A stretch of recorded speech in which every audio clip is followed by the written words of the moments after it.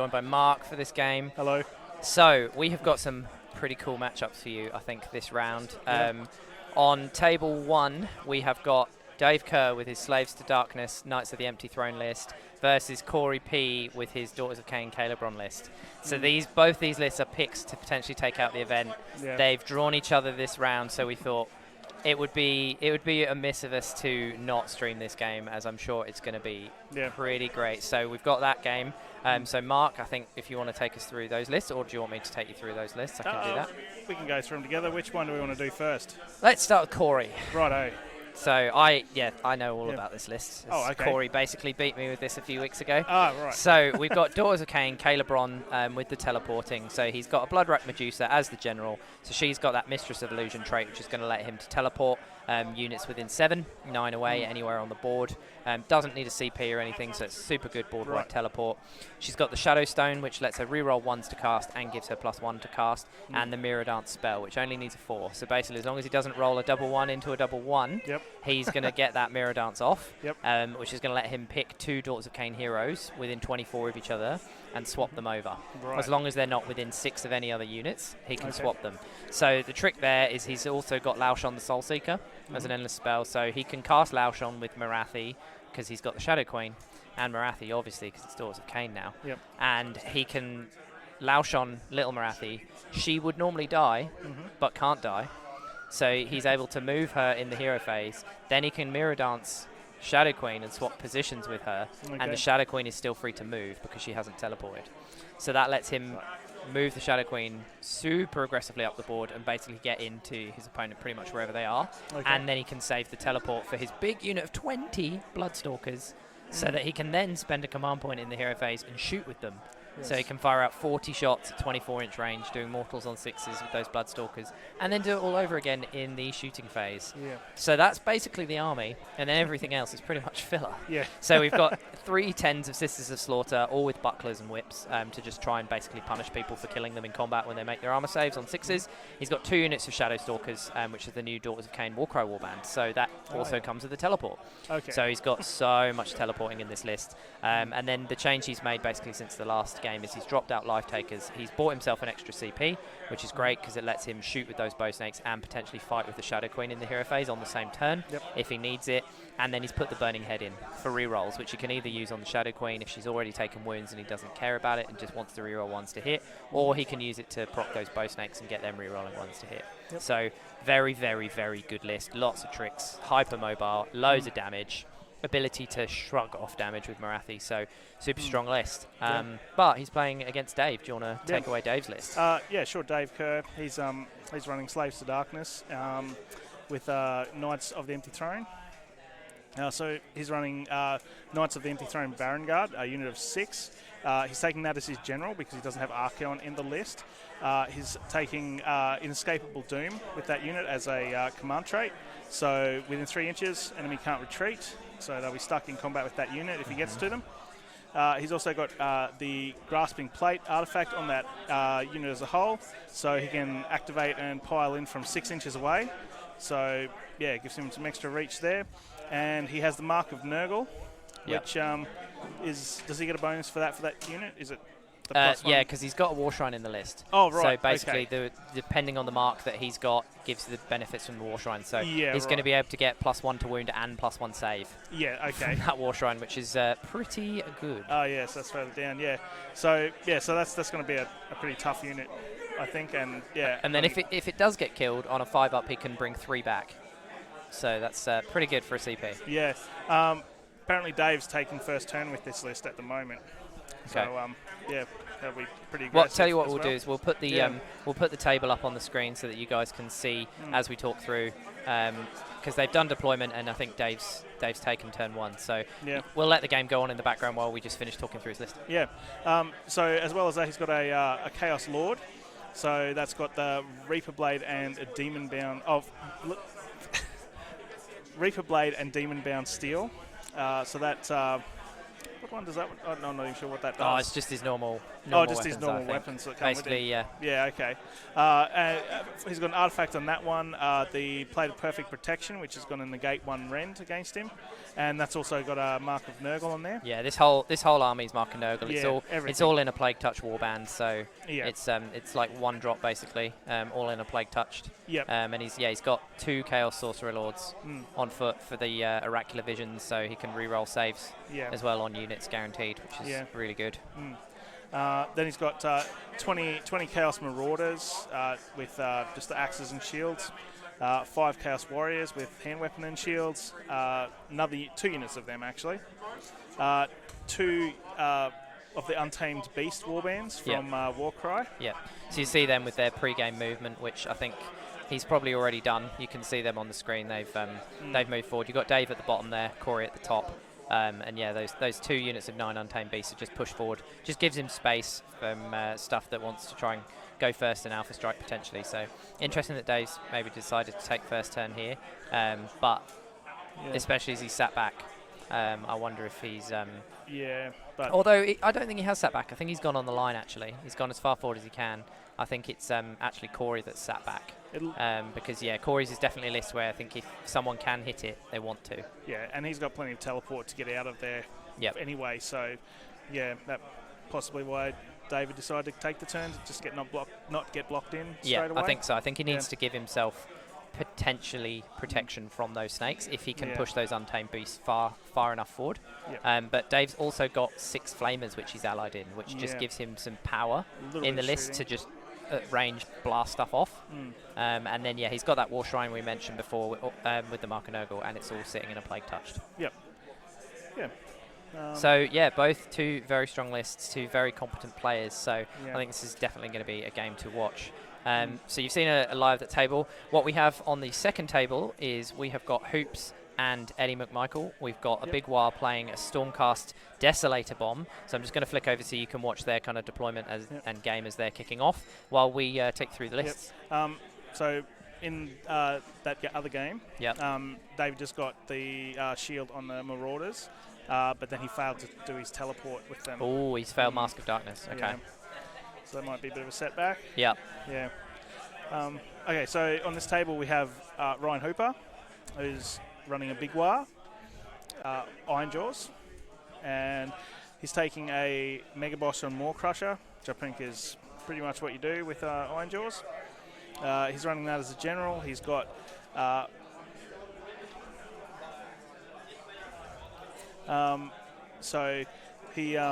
he's got the command trait Brutish Cunning, which lets him do a Mighty Destroyers move for free, so he'll have a bit more mobility there. Metal Ripper's Claw, and he's also a Weird Un, so he's going to ignore some spells on 4-ups, I believe. Yep. Yeah, then he's got a Weird Knob Shaman with the Shamanic Skull Cape. Yep.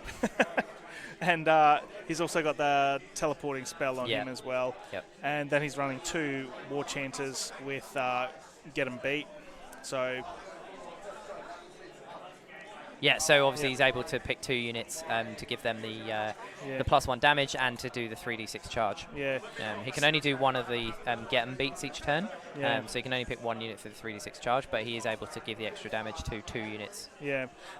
So Dave Kerr's gone straight up with his Baron Guard there. He's put a +1 save on them and reroll saves on them. Yep. So that's what we expect. He's putting all the protective buffs in the hopes that he can survive Corey's turn 1 and turn 2. That's going to be his main shooting. unit. Yeah. Yeah, everything else is just sort of there. Yeah, so I think the rest of Hoops' list, we've then got 6 Gore Grunters, 10 Brutes, and 2 lots of 10 Ardboys, and that's all sitting in an Iron Fist, and the big boss of that is the Gore Grunter boss. So that Gore Grunter's got 7 wounds, and he is able to use the Mighty Destroyers command ability for free as well. So Hoops there is able to use Mighty Destroyers for free twice a turn. Yep. He's got a CP from the Iron Fist and he's bought a CP. Yep. So effectively he's got 4 CP turn 1 to be able to double move units, and then once he's stuck in to pile in and attack in the hero phase. So he's got a lot of movement and a lot of punch there. Yes. He did get the roll for first turn, but he gave it away to Corey. Yep. So Hoops has. Sorry, Hoops or Hoops Ryan. Yeah. Yeah. Yeah. So he's given turn 1 to whose opponent, Eddie. Yes. Yeah. Us. Yeah. Sorry. Yep. Yeah. Okay. Yeah. So it looks like he's pretty bunkered down between behind his Ard boys and that unit of 10 brutes at the front. Anyway. Yeah.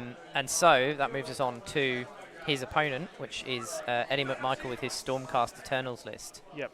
So I'll just take you through this one quickly. We've got a Lord Arcanum on Tauralon. He has not chosen to take a Stormcast host, so he's free to select whatever trait and artifacts he wants. So he has gone for the obvious Staunch Defender on that Tauralon for +1 save in a nice bubble. And he's taken the Mirror Shield, so -2 against shooting. Very useful against Ironjaws, I hear. Yeah.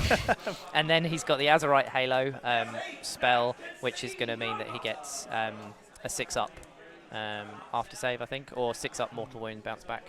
Yeah. I think when they armor saves of the 6 do a mortal wound, I think. Okay. And then he's taken the Steel Pinions, which gives him a 6-up after save on that Tauralon. He's then got a Castellan, an Exorcist with Celestial Blades, a Relictor with Translocation, another Relictor with Divine Light, and then a Heraldor. So he's maxed out his hero slots. And then he's got 5 Liberators, 5 Liberators, 5 Liberators. So he's super light on his battle line. But then he's got 8 Desolators in a single unit. So the Desolators, for anyone that doesn't know, they basically, based on their unit size, they get additional attacks. So I think as long as they're above 6, then they get like +2. Yeah, they get attacks, a lot of attacks at that or maybe even +4. Yeah. It's a huge amount of attacks, and that's one big unit. Obviously, Heraldor, he can pick a unit to make it run and charge, Yes. and then retreat and charge later on, potentially. And yeah, I mean, those Dracoths are all on like 3-up saves. Yeah, So Dracoths with are very Staunch, they'll be on 2-up saves. Yeah. So he's got a lot of wounds there, and he's also taken Chronomantic Cogs in the list to increase his movement and his charges, and he's got an Everblaze comment as well, so potentially he can drop that and just start pinging mortal wounds onto those Ironjaws heroes like the War Chanters and things like that, pick off those support pieces. Yeah. Yeah. So Corey has moved on to his next his turns after David. So let's flick back to table 1. Yeah.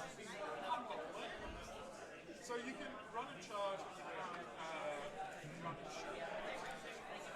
Yeah. So Dave, obviously he's gone defensive. He's doesn't even look like he's pushed those Untamed Beasts out that far, to be honest. No. He's moved up a little bit. I think he's just taken first turn literally to put his re-rollable saves and +1 save buffs on and just try and hope he survives. Interesting, I would have thought he'd try and push forward a bit further with those Untamed Beasts, to be honest, to just try and block out teleports and things like that. Yep. Given that the Calebron teleport is at the start of the hero phase, so it's not like he could have shot with the snakes to clear them off then teleported. He would have had to have done the teleport first. So that is interesting that Dave has decided not to push those Untamed Beasts as far forward as he could have done. Yeah. So on some other games. Yep. Apparently Gabriel has just lost Bellacore in first turn straight up because he just had a little accident with his deployment. Who's he playing this time? He's had Nurgle and Nurgle. Oh, I'm not sure. So we'll find out who Gabe's opponent is this turn. Poor Gabe, he's not had a good run of it. Yeah.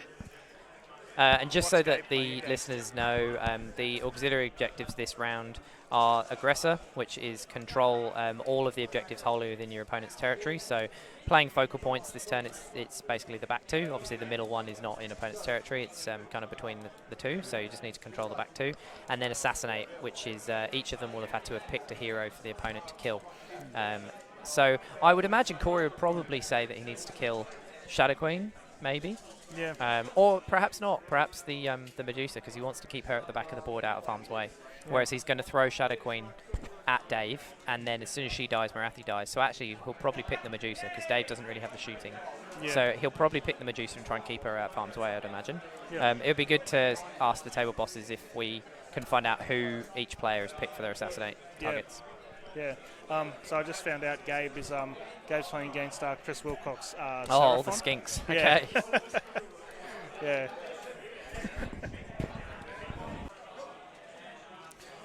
Right, sorry guys, we had a little technical issue again with the laptop deciding it wanted to just turn itself off after we noticed the sound had dropped and tried to just fix that quickly. The laptop couldn't handle it, but we are back. Hopefully you can see us.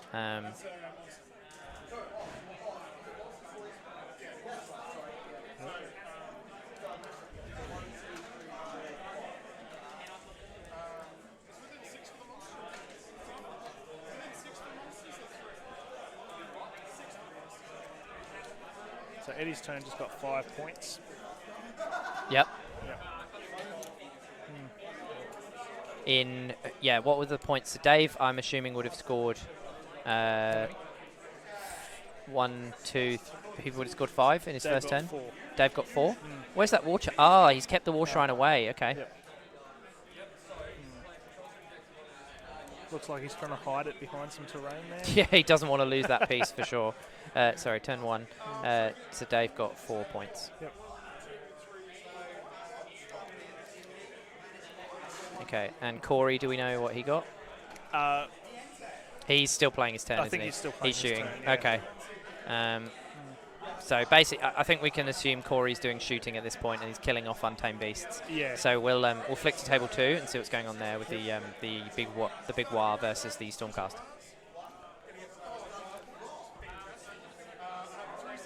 Okay, so I think we've moved into. I think Stormcast have had their first turn.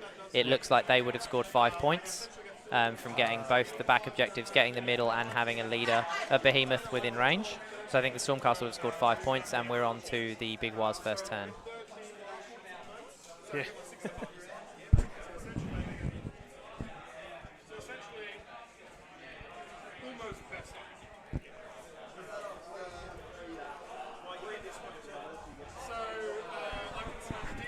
Which was that? And we are obviously playing focal points. Hopefully you guys can see that on the screen. So behemoths are worth more. Interestingly, there's not that many behemoths really in any of these lists. I think both the Stormcast and the Big Waaagh have got 1 behemoth each. And Dave, I think, has a behemoth in the war shrine, but I may be wrong in that, which might be why he's kept it away. I need to double check if that is actually a behemoth or not. But obviously Corey's got Shadow Queen, so Corey's got 1. So it's whether Dave. So there isn't the case where one player has like 3 and they're able to just get loads more points. Yeah. Which we would have seen last game with potentially the OBR with those catapults. They could have just been sitting there getting extra points Yeah, right. if they were playing focal points. But this is quite nice. We're not going to see that big skew in terms of lists. All of the players have basically got 1 or none. Yeah. So we're not going to see a huge imbalance of points due to the scenario special scoring. Yeah. Chat, hello there. Hayden, I can see you're still there. What do we think? Who do we think is going to win these games? Especially Corey versus Dave. I'll be honest, I think my money's on Corey, but we'll see. Yeah.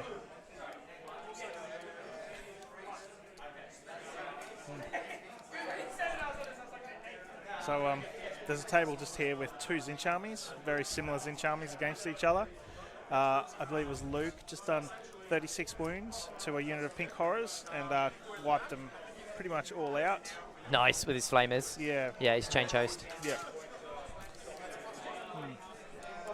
Yeah.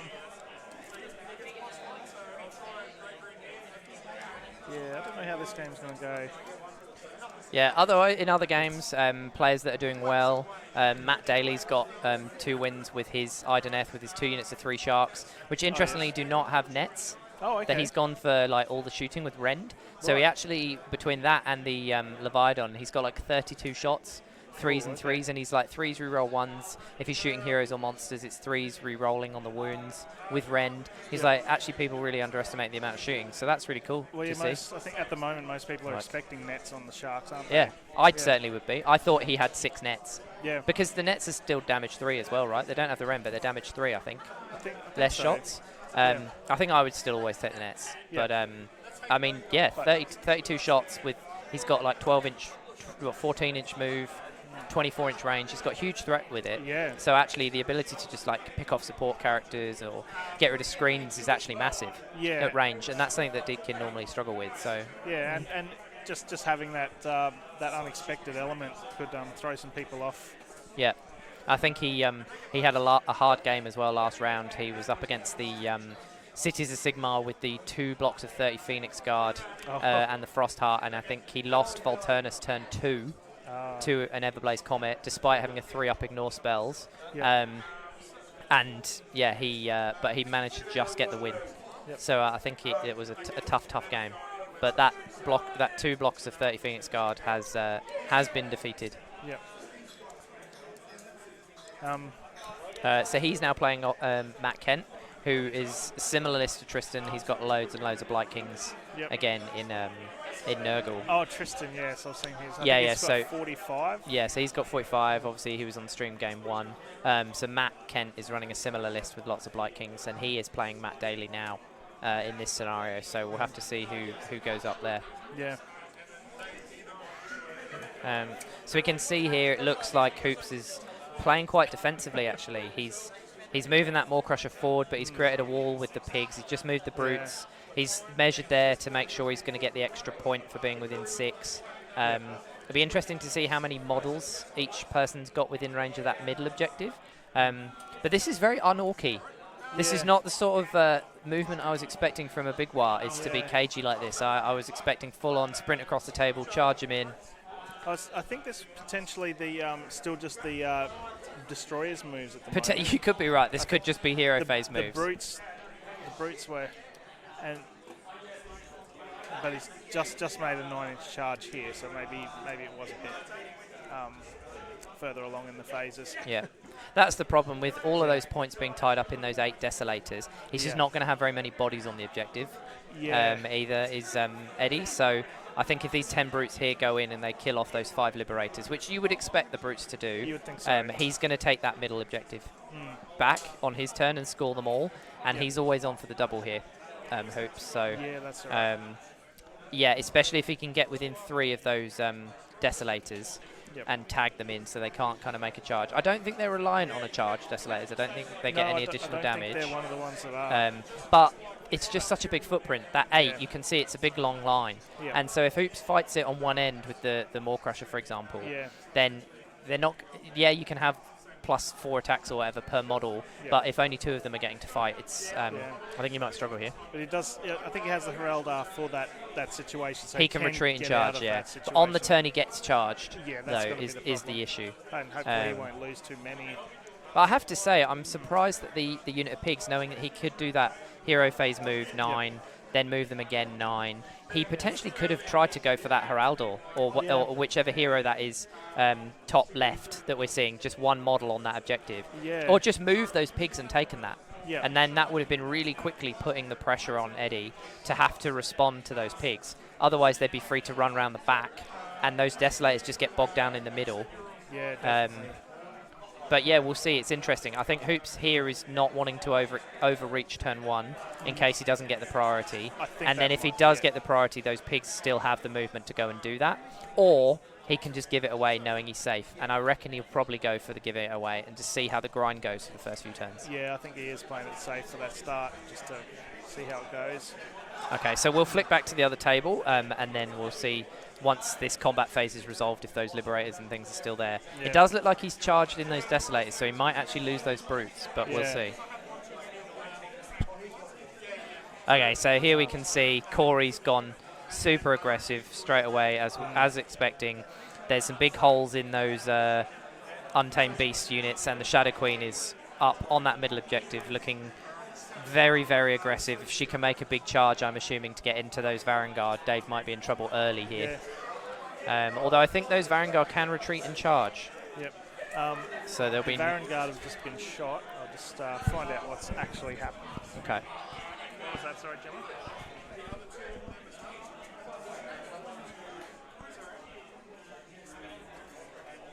The snakes shot at the Varangard and killed one of them. Okay. So we're down to 5 Varangard. That's pretty good if it was just one round of shooting. They're 2 up save rerollable. Tim McDivitt's Gotrek just charged a unit of 30 Phoenix Guard and died. Oh yeah. That's the thing, those Phoenix Guard, they are one of the tanky things that could tank Gotrek, and they do so many damage 1 attacks, and that's what we said before when we were chatting to Tim, is that's the way to kill Gotrek, is all the damage 1 attacks. Big damage isn't going to take him down. Oh, here we go. Looks like Marathi's made a charge. Shadow Queen has got into those Varangard. So she's not going to be able to retreat, but I don't think she wants to. No. I think she'll be very happy to sit there and just keep them in combat and kill as many as she can. I mean, Dave's got a 2 up rerollable save, but Marathi You'd think he's probably got Mind Razor off on her. It'd be good to find that out. Yeah. If he has, then potentially she's got the extra. She's definitely got the extra Rend for Rend 3, and potentially the extra Pippa damage because she is Bravery 10. Yeah, right. Yeah. So yeah, if we can find out, that would be good. Yeah. Gemma, does Corey have Mind Razor on Marathi?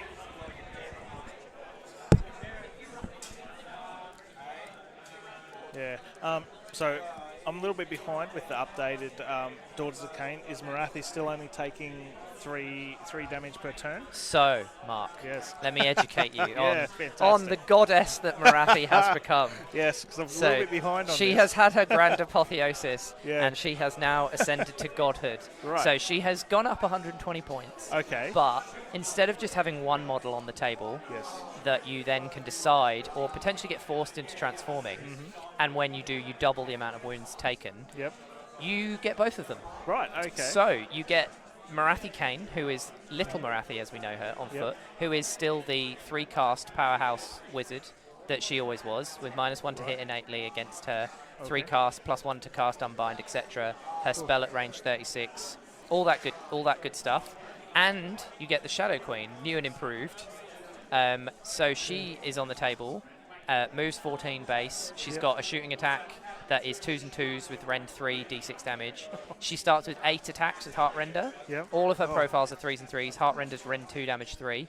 She's got 2d6 with her crown, and she's got the Envenom Tail, which is 6 damage, and then degrades down. But her Heart Render only goes 8, 7, 6, 5. So she's always a beast. And what they do now is basically any wounds that would be allocated to Little Marathi are transferred to Shadow Queen. Oh, okay. And once she takes 3 in a turn, she can't take any more. There is no, if mortal wounds are caused by endless spells between rounds, they count to either before or after. Okay. So you can't get past that. She will only ever take a maximum of 3 a turn. Wow. So neither model can die until at least 4 turns have passed. But once Shadow Queen takes 12 wounds, both models get taken off the table. Right, okay. So that is a quick rundown on how Marathi Shadow Queen works. Wow. Well, even with all that, she only just managed to take out one more Varangard. Do we know, did she have Mind Razor on her? I didn't find out yet, but she took the 3 wounds. Yeah, as back, expected. As you would think with that kind of thing. But I'll just pull up. But she killed one, and one died to shooting. Yes. So we've got rid of a third of the unit already. Yeah. And Corey just got 5 points in his turn. Yeah, because it looks like the back of her base is within range of that central objective. So Corey's getting his 2. He's controlling the middle 2 of those Sisters of Slaughter there, I think, that have moved up as well to outnumber those remaining Untamed Beasts. It's quite interesting, Dave's casualty removal. He's done it the way he did to basically leave that gap in the middle. Yeah. I'm surprised that he didn't remove kind of from the edges. Yeah. Maybe Dave wanted her to come in. Maybe he thinks he can tank her and kill her and do it with all his buffs and it didn't go too stuff. badly. He only took 1, but, you know. Yeah, he lost 1 to Snakes, but he was going to lose that regardless, I guess. Yeah. But yeah, we'll see. So obviously it's... so David just won the priority roll and decided to take it. Okay. Yep. I mean, that's big. It's one more turn he gets to play before taking another 80 shots to the face. Yeah. So he'll be glad he won that. Yeah. So in another game, I think there's someone who's on the floor over there. It might have been that big of a beating. Apparently. One of the Gammy is on the floor. Gammy's on the floor. So apparently Paddy's KO in his first turn just killed Matt Gammy's Rogue Idol and I'm not specific on the numbers, but I was told a significant portion of his orcs. Nice. Okay, we'll flick over to the other table and just see what's going on there. It still looks like the end of the fight here. Yeah, so Ryan just spent a command point to keep his brutes there that were in combat. Yeah, they look like they have killed the Liberators, and obviously half of them have died in the retaliation attacks to the Desolators. Yeah, and I believe he just won priority, so he made the big Waagh did. Yeah, so okay. And they're on 5 objectives each at the moment. Yep. And do we know who's taken it? I'm pretty sure Ryan. Ryan is. Yeah. Okay, so I just heard, I think he's got 20 Waagh points. 20 Waagh points which is already. a lot. So That's- his whole army, I think, at this stage is nearly +1/+1. Yeah, that was very quick. And that's going to be, yeah. He must have rolled some good d6s, I think, must on have. that Maw Crusher. Yeah, once you get those orcs on 2s and 2s, it's very hard.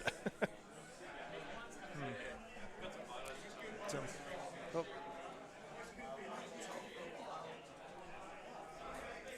Yeah. So in the other game, David Kerr has just rebuffed his full unit of Varangard as we would expect, Yep. and they are all in cover. So maybe that was with his removal. I'm not sure. Okay. But he's So now they're on a 1-up rerollable Yeah. save. Same with the War Shrine. Yep. It's also got the rerolls for saves. Okay. Yep. Yeah, those 2 Sorcerer Lords coming in handy there. Definitely. Just guaranteed. Pick you can Yeah, reroll, no you roll can for that, reroll. is there? Just, I think the only issue is, even if Dave's got his 1-up rerollable save sitting where he is, Corey's on the middle objective and his 2. Dave's not getting to his snakes. Yeah. He's got to deal with Shadow Queen. Yep. And if she's on that objective, even if he does kill her over the turns, that's still several turns that he's got to catch up Yeah. after her being there. So unless he does some kind of move around with his other units, I'm Yep. not sure. I think I think Corey is the one to beat, to be Yeah. honest, in this event. I think his list is incredible. Yeah. And I was amazed, to be honest, that he didn't win the last event. I think he had some Yeah. phenomenally bad luck and stuff. And Carwin obviously played a great game as well.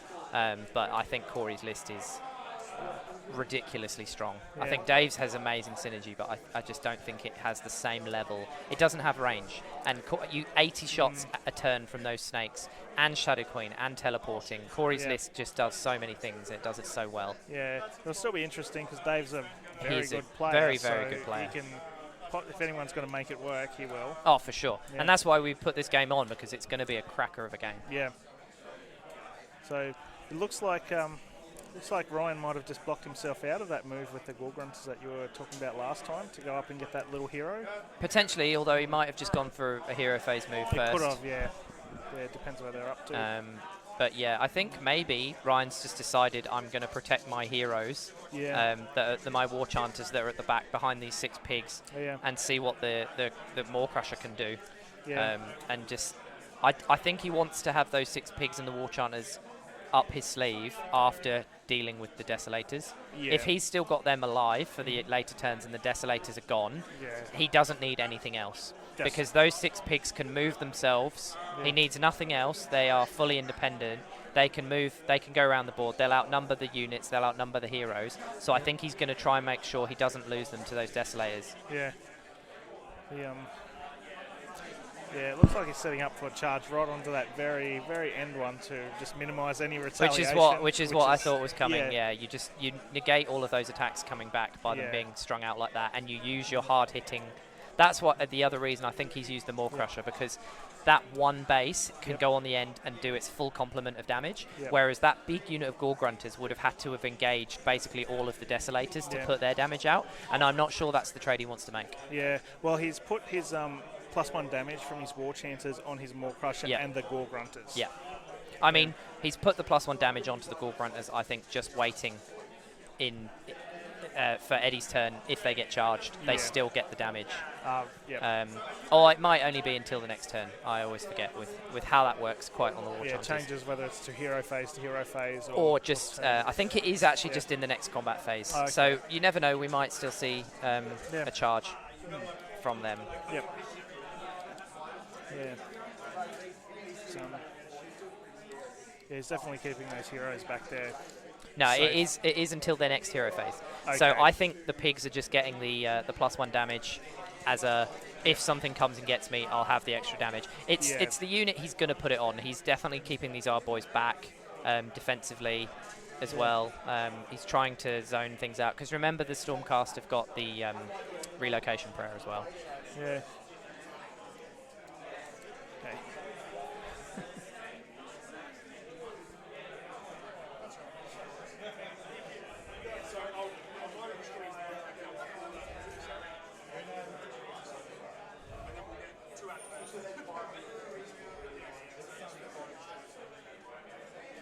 So I think Ryan's just getting some dice ready maybe for his brutes Yeah. to attack. I don't know whether this is still...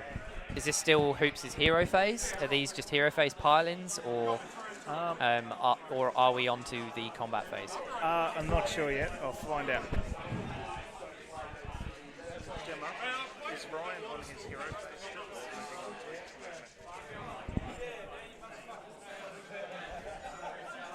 He's rolling a lot of dice.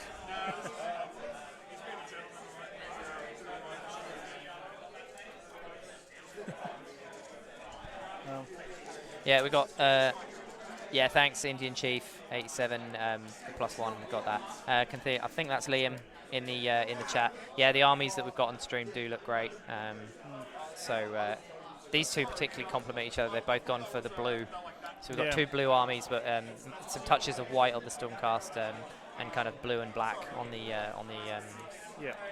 big Waagh. So he's so can he do an attack in the hero phase with Mighty Destroyers?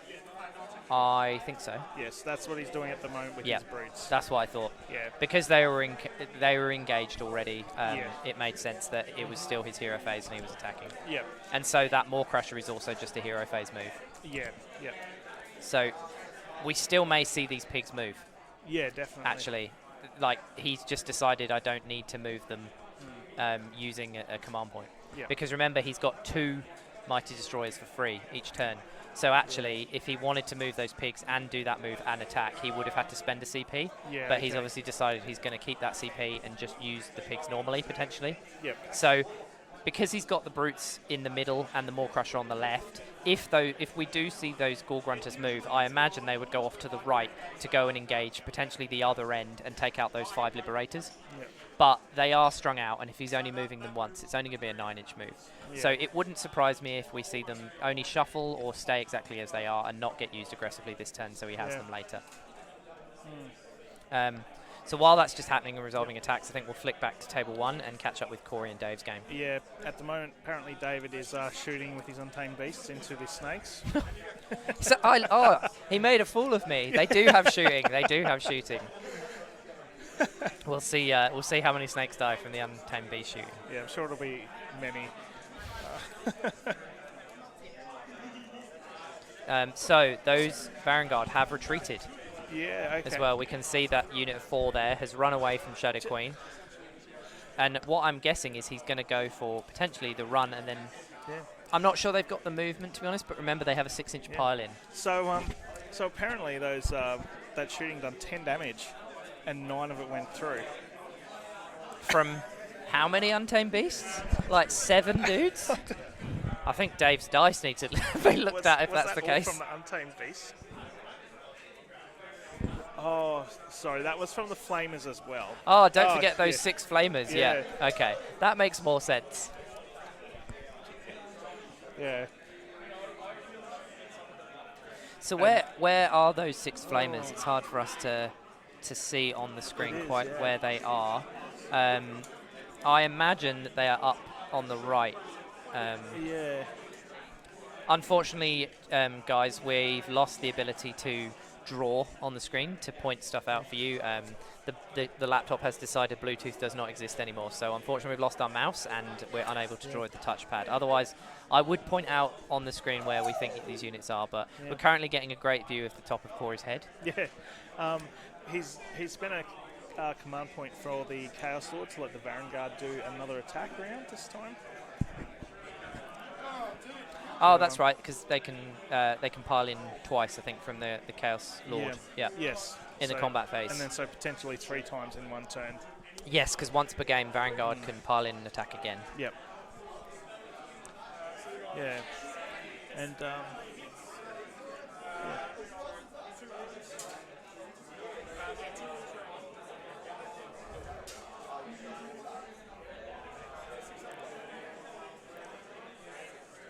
So I'm assuming we've moved on to the start of the combat phase, because that's when that activates, and those Vanguard, I think, are just using their pile-in from 6 inches. Okay. So they're able to retreat out and then pile in 6. So you might be able to help me, Chris. So apparently there's an ability somewhere, possibly from the Vanguard, so that they so that he can spend a command point and roll dice for To reduce the number of bodies on objectives. Yes. Yeah, so that's Knights of the Empty Throne. Oh, okay, Command so that's ability, that yep. one. Okay, so he just got 6 for that unit in the centre there.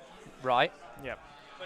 So So he's reduced the number of sisters controlling that objective by 6, Yeah. which, to be honest to me, it looks like there was probably less than 6 counting anyway. yeah. So I think Dave's going to take that objective this turn. Yeah, and I think I was just told that's why he might be bringing the Baron Guard back, because he doesn't need to remove them from that objective this turn now. Right, that makes sense. And he can pile in. So he was able to retreat out, decide where he needed to go, then pile in 6. And at the start of the combat phase, he declared that he was going to be piling in twice. So Yep. we're probably the thing is, he's only going to do 3 wounds Yeah. to Marathi. I don't think he needed to pile in twice. No, but I suppose it might have been deciding whether that he needed. If he hadn't rolled it, he'd have gone into the sisters. Yeah. Yeah. Yeah. Yeah. Yeah. Yeah.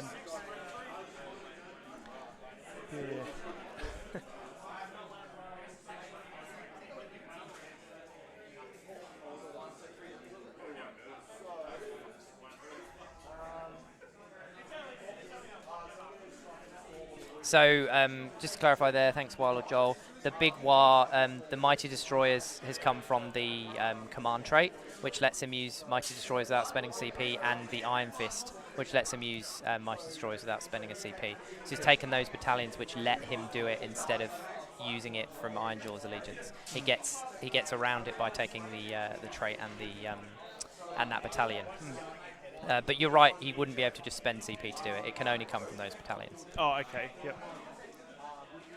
So yeah, that was my mistake. I need to have a look at the Chaos Lord and Baron Guard interaction, as it's not one I'm 100% across. So yeah, if that is wrong, then so be it. But I think we said on the stream before, it's not our place to kind of correct the guys on rules decisions that they do at the table. If they do things that we're not, then it's up to the players to call each other out if someone's playing something not correctly. But yeah, 100%. Obviously, if we get something wrong on stream about what people are talking, then yeah, please call us out so that we don't put out false information. Yeah.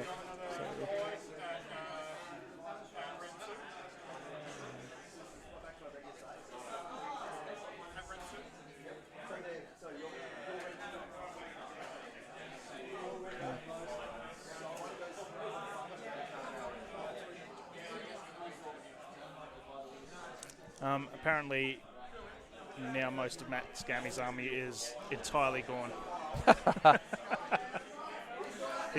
Apparently Matt Gammy is going to provide all the salt for dinner because he's so... Right. He's not on the floor though. I can see he's back in his chair. No, he's back in his chair. Taking it well. And yeah, I just had a look at that Chaos Lord, and it is, Joel, you're right. It is after they've attacked the first time on both their abilities. So if he did use the Varangard second pile-in, he couldn't use the Chaos Sorcerer Lord one. And if he used the Chaos Sorcerer Lord one, he couldn't use the Varangard one. Yep. Okay. So perhaps he doesn't have to use the Varangard one though. So maybe he wanted the redundancy. So maybe he's decided I've got the command point now. I'll spend it while the Chaos Sorcerer Lord, while the Chaos Lord is alive and in range. Yeah. I'll use the CP, and then he can keep it on the Varangard so they can run off later on and do it themselves. Maybe that was his thinking, because he doesn't have to use both. But yeah, he won't get to fight 3 times. Yeah. So apparently Dave Kerr just got 7 objective points. Okay. So yeah, 7. So he would have got the middle for 2. Yep. Both of his own. Yep. So I think the Flamers must have, top right, I think must have taken Corey's, which would get him 1, 2, 3 on that side, 4, 5, 6, and maybe the War Shrine is a behemoth and he's got it in range now, I think, which is how he would get the 7. Yeah. So Dave, that puts Dave on 11. So that's a good turn for Dave. That's gone quite well. He's got to be pretty happy with that. Yeah. Killing off. He doesn't look like he's killed. I mean, there's 3. There's still 15, so he's killed 5 of those bow snakes. Yeah. But there's still 15 snakes there, Yeah. and I think those 15 snakes are going to get rid of those flamers so that doesn't happen again. I think so. I think they'll definitely get rid of them with maybe just hero phase shooting, and then he can put their shooting into the Varangard again and try and kill one. Mm. So we're now into Corey's turn 2, so I'll just update that as well so we know where we are. Yeah. So I was just told, Michael just told me there's somewhere a Iron Jaws versus Feck game going on somewhere. That is over because the Terrorgeist just killed everything.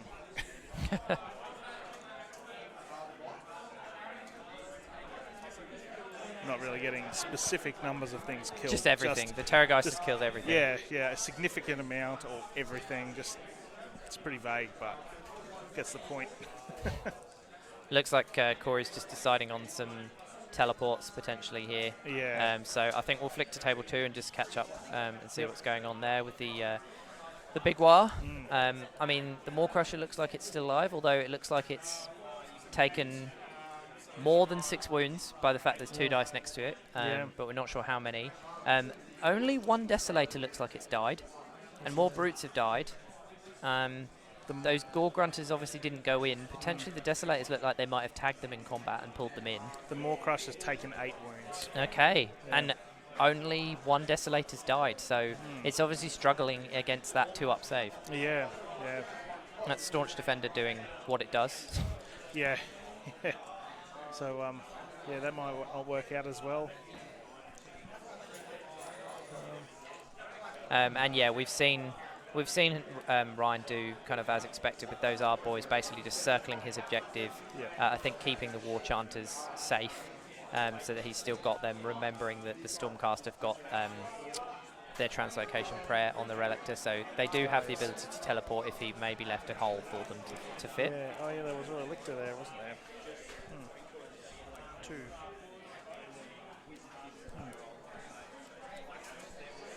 Yeah. But yeah, I think these games are going pretty fast paced. We've still got 97 minutes left of the round, and yeah, it looks like we're getting stuck into bottom of turn 2 on both. Yeah, on both tables. I mean, they're both. They're all quite aggressive armies. So I think it was going to be a bloodbath. Quite, this is a scenario that does definitely go fight for the middle. Yeah. Because it's worth that 2 points. Yep. It's going to naturally kind of focus people on those points. Yeah. So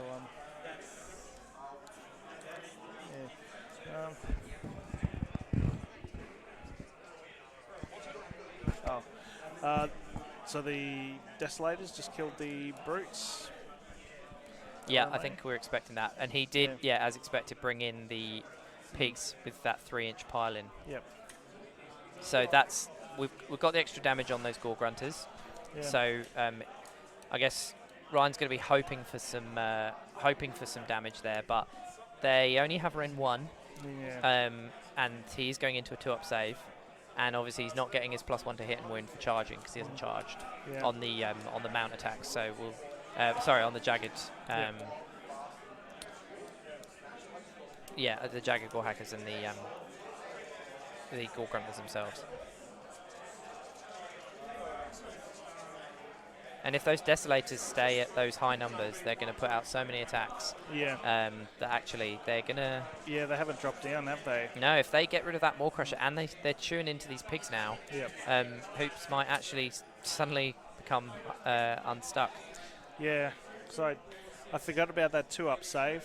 I haven't played against that for a while. Old Staunch Defender. Yeah. Haven't seen a lot of Storm. I haven't played a lot of Stormcast lately. Yeah, that's the thing. And if you can roll 4-ups, like even against Ren 2, just roll 4-up saves. Yeah. And they do have a lot of wounds, right? They're 6 wounds each. No, 5 wounds each. 5 wounds each, I think. So 5 wounds each. He's lost 1 and a bit. I think there's a dice floating behind that back Dracol. So he's lost 1 and a bit, but I think Ryan's probably got to be a bit disappointed that the Maw Crusher didn't do more, especially like getting the extra damage on the fists and things like that. Yep. Yeah. So I think just while they're doing this combat, we'll flick over to table 1 and see what's going on with the movement game. Yeah. So there do not look to be very many Varangard left. No. What was that, Mick?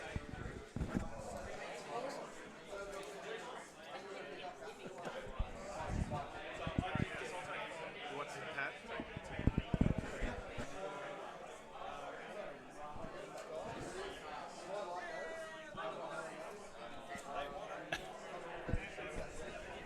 Just seeing some movement here with Corey. I imagine he's just thinking about those 20 Marauders that can teleport with the spell from Slaves to Darkness. So I think he's just trying to keep himself some space again, give himself more protection against those Marauders potentially coming on and making a charge into his snakes.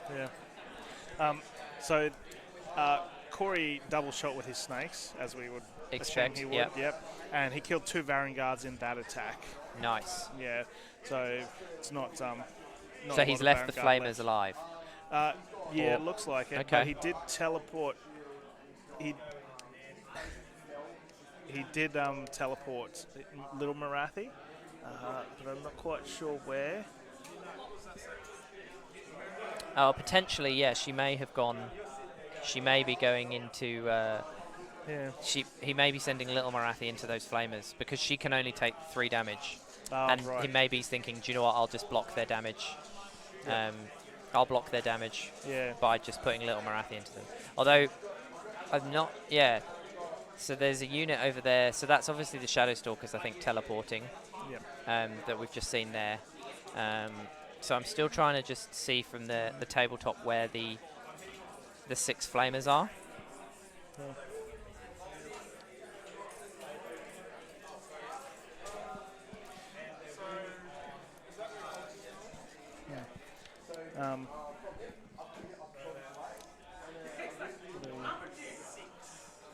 Hang on. I'll see if I can get them pointed out. I think they must be on the. I think they must be on the bottom left. But if we can get it pointed out, it'd be good. Gemma, can we get Little Marathi and the Flamers pointed out? Yep. So we should be finding out any second. Little Marathi. Okay, so that's Little Marathi. Yep. And the Flamers. Yeah. Okay. Yep. Yep. Yeah. So in another game, Blake is playing against the Sauruses of Men Army. Yep. Yep. So he's The double shooting Bastillodons we saw earlier. well, apparently it was the Saurus that done the damage. Okay. Done 40 damage to his knights and killed Wow. 7 of them with 3 up reroll saves. Okay. Blake's not having a good run of it. No, he's not, because he usually does. Well, he used to do quite well, but I don't think he's been playing a lot lately. Okay. Yeah, I think he said that he pieced this army together in terms of a list quite quickly. Yeah, I think he.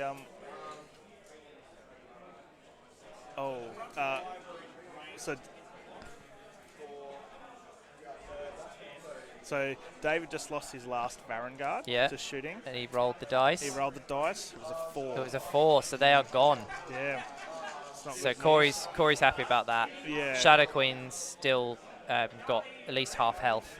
Yeah. This is only turn 2. Basically, Corey's still got 15 snakes and Shadow Queen. Yeah. He's got to be feeling pretty good about that. Yeah, I think he'd be pretty confident. I wasn't. I thought Corey was gonna take this. I just think even if Dave had 1-up saves, the amount of shots those snakes do in mortal wounds on 6s, the mortal wounds alone are going to kill a Vanguard or 2 a turn. Yeah. So I don't think it was the best matchup. No. But that's how it is sometimes. Yeah, and like I say, I think Corey's is the list that probably wins this event. I think honestly the only one that might bog him down is if he plays like one of the. I was going to say maybe one of the Deepkin lists where he can't shoot anything but Ether Wings, or he can only shoot, and then he gets stuck on Ishlane that have got a 2-up unrendable save for Shadow Queen and things like that. But even then, it depends. I think the Ether Wings can do their thing against the shooting. They're going to die early though, but then I think the Deepkin have probably got the best chance at beating this sort of list. But we'll see if he plays one. So apparently, Henry Wagner's who played in the first game. The Seraphon game 1. Yeah, the Seraphon with all his monsters. So 2 of his Carnosaurs just both rolled double 1s for charges. Oh no. But remember, we're not calling this game done yet, Dave. I think it sounds like he's still got his Flamers untouched. So he's still going to be able to burn a lot of Corey's units here. I'm not sure with their move where Corey's moved to, if the Flamers are going to be able to move and get in range of the Blood Sisters again. Although that doesn't look like more than 15 inches to me from the Bloodstalkers to the front of those Sisters of Slaughter. So if Dave gets the priority here, maybe he can burn off and do a load more damage again to those Bloodstalkers. And Dave scored a lot of points in his turn, so Corey's still got to score the points. I think he is going to get the middle again this turn with a Behemoth in range from Shadow Queen. Although if she's now free to charge, I think she can probably still charge that War Shrine and stay within 6 of the middle to take the War Shrine off the board. Yeah. But if she rolls big, potentially she could go into the Flamers and remove that threat. Yeah. Providing nothing is within 3, I think she can charge, but I can't tell from our view, unfortunately. Yeah, it's pretty hard to tell. It's But yeah, I mean, Corey's going to get his 2. I don't think he's going to take any of Dave's 2 this turn.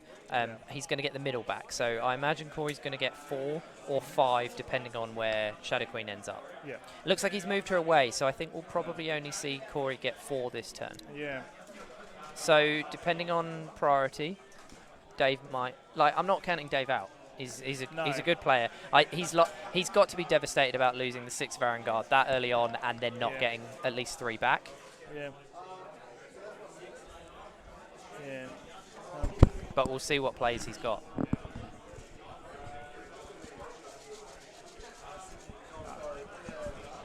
Yeah.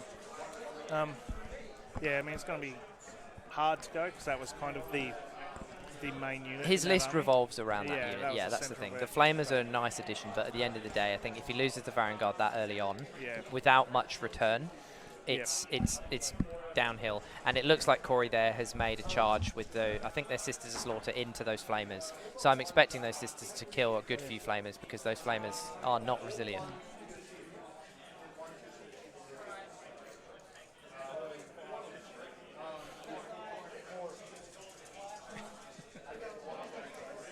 So just while they're measuring ranges here and making some charges, we'll flick back over to table 2 and see what's going on there.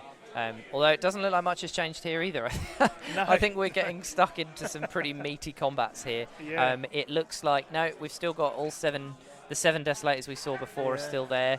It looks like the Maw-Crusher's still there. All of the Gore Grunters are still there. So I'm not sure what happened in the last 20 minutes, to be honest. Yeah, I'm not sure.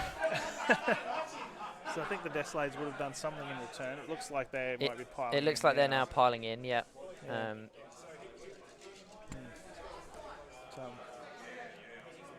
This might be a bad turn for...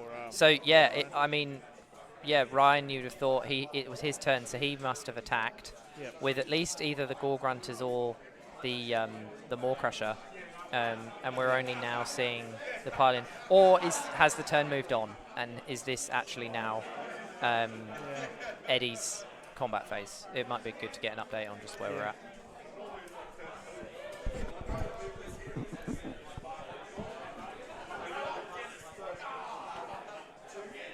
Can we get an update on the table here of what turn they're up to and phase now?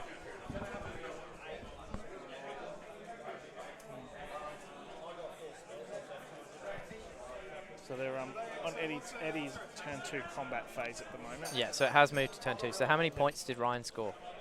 How many victory points have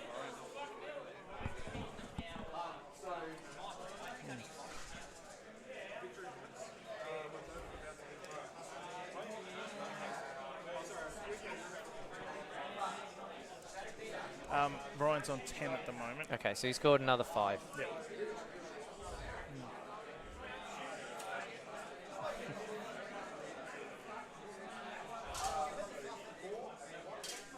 Which I think would have been controlling the middle with the Maw-Crusher there and his 2. Yeah, just like last time. He does have a lot in the middle there. But, we've just seen the Maw-Crusher removed from the table. Ooh. I don't think he's done anywhere near as much damage as I think he would have hoped for. No, I expected more, but might have just been some poor rolls. Yeah. Yeah. I think especially with that Metal Ripper's Claw, because I think that's the extra point of rend. Yeah, I think so. So I think he would have been hoping to hit at Rend 3. You would have thought he'd try and get some extra damage through. He had put the War Chanter buff on, so he'd have been hitting at damage 3 or. Yeah, I think it would have gone up to. Yeah, it would have been quite a lot of damage. Yeah, it would. Yeah, he was definitely Rend 3 Yep. with Metal Ripper's Claw with a lot of attacks. So I'm surprised more Desolators haven't died. So maybe Eddie's either Ryan's rolled poorly or Eddie's rolled really well on his saves. Yeah, because he still hasn't even lost enough to drop that Desolator's And we've attack. just seen 2 Gore Grunters come away as well. Yeah. So I think this actually is looking like it's swinging to the Stormcast quite quickly. Definitely. I think he's lost his Rend 2 and Rend 3 from the board. Yeah. So all he's going to have left is Rend 1. And I mean, if the Rend 2 and 3 didn't do the job, I don't think we're going to see Rend 1 do it. I think he can throw all those Arboys he wants at those Desolators, and I don't think he's going to do much. No, I don't think it's going to help a lot. Do you think there's any manoeuvres that he would do to just work on the objectives, or do you think it's... I think again, if he can pin them, but he's going to have to get that Heraldor, and I think he's got the Heraldor and a few of his other foot heroes behind the Desolators tucked in quite nicely. So I think the fact that those Gore Grunters are pinned in the front, he's not got the movement. I'm not sure he's going to be able to get into that Heraldor.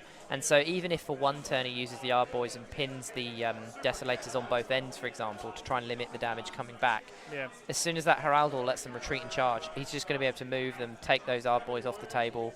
And I think Ryan's just going to be losing units each turn from here on. And I don't see him getting rid of more than maybe 1, maybe 2 more of those Desolators. Yeah. So that's a big surprise. I'll be honest. I thought that I thought Ryan was in a strong position, and I thought he was going to go in with that Maw Crusher, only really tag 1 guy, and I thought he was going to fight his way through and not take much damage back. But it's completely flipped around. Yeah, no, I thought that Maw Crusher would do a big chunk of those Desolators, because I mean we've all been hit by a Maw Crusher before, and kind of hasn't been a good experience. Yep. So Eddie's just got 5 objective points for his turn there. Yep. And yeah, like I said, he's still got above 6 models, so they're getting +2 attacks per model. So he's still hitting as hard as he wanted to hit. And I think because he's got all those little foot heroes, don't forget, oh no, we forgot the Lord Castellan. They're not on a 2-up save, they're on a 1-up save. And they're going to be healing on armor saves of 6. Oh, so actually that Rend 3 still would have taken them back to a 4-up. So so it's not going to be good now. Yeah, it's going to be tough. And he's going to have, obviously, probably doing mortal wounds back as well from the Azerite Halo on armor saves. And he's got those Relictors as well that he could make. If they go off, he can make... he can either heal or he can make Ryan's units minus to hit. Yeah.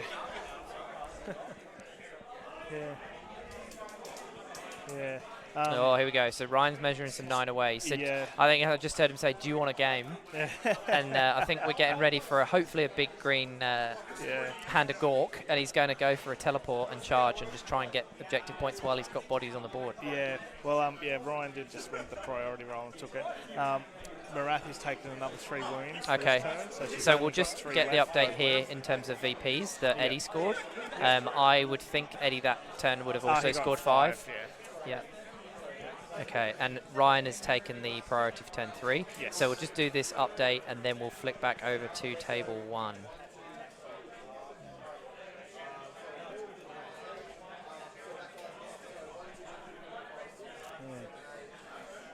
So are we still in Corey's turn 2? We'll find out.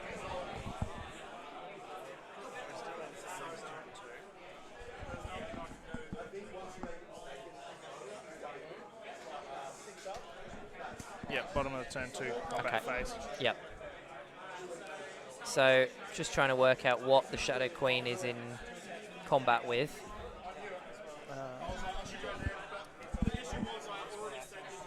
Shadow Queen.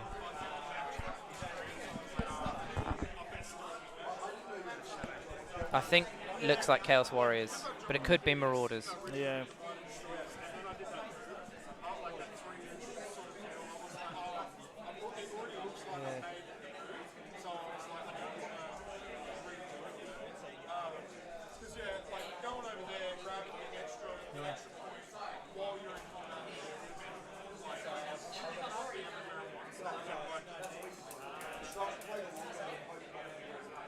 Okay, so David just lost all but one Marauder against Marathi. Oof. Okay, so he's down to one Marauder from that block of 20. Yep.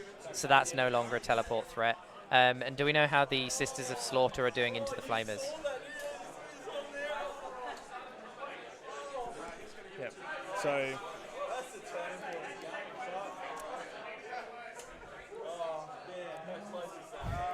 just to our left, the two Disciples of Zinch lists playing. I'm hearing a lot of "oh no's" from Luke's opponent, so I think Luke's just had something go his way and kill off some pig horrors that needed to die. So I think Luke's looking like he's in the stronger position that game. Yep. So what are the victory point totals for Dave and Corey's game?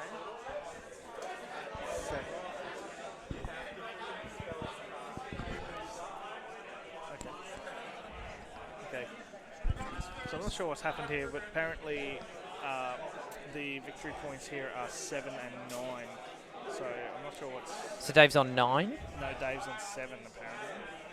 But I'm not... So he only scored 3 in his turn. Okay.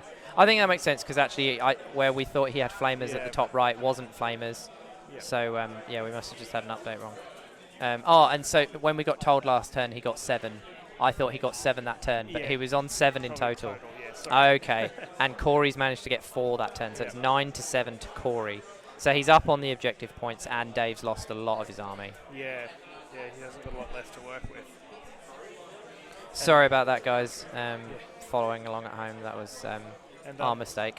And even if he does get Marathi off, there's still a lot of snakes there. Yeah. That have that range to deal with him. Do we know who's won the turn 3 priority? Not yet, but I think Gemma's up there ready to tell us when it happens.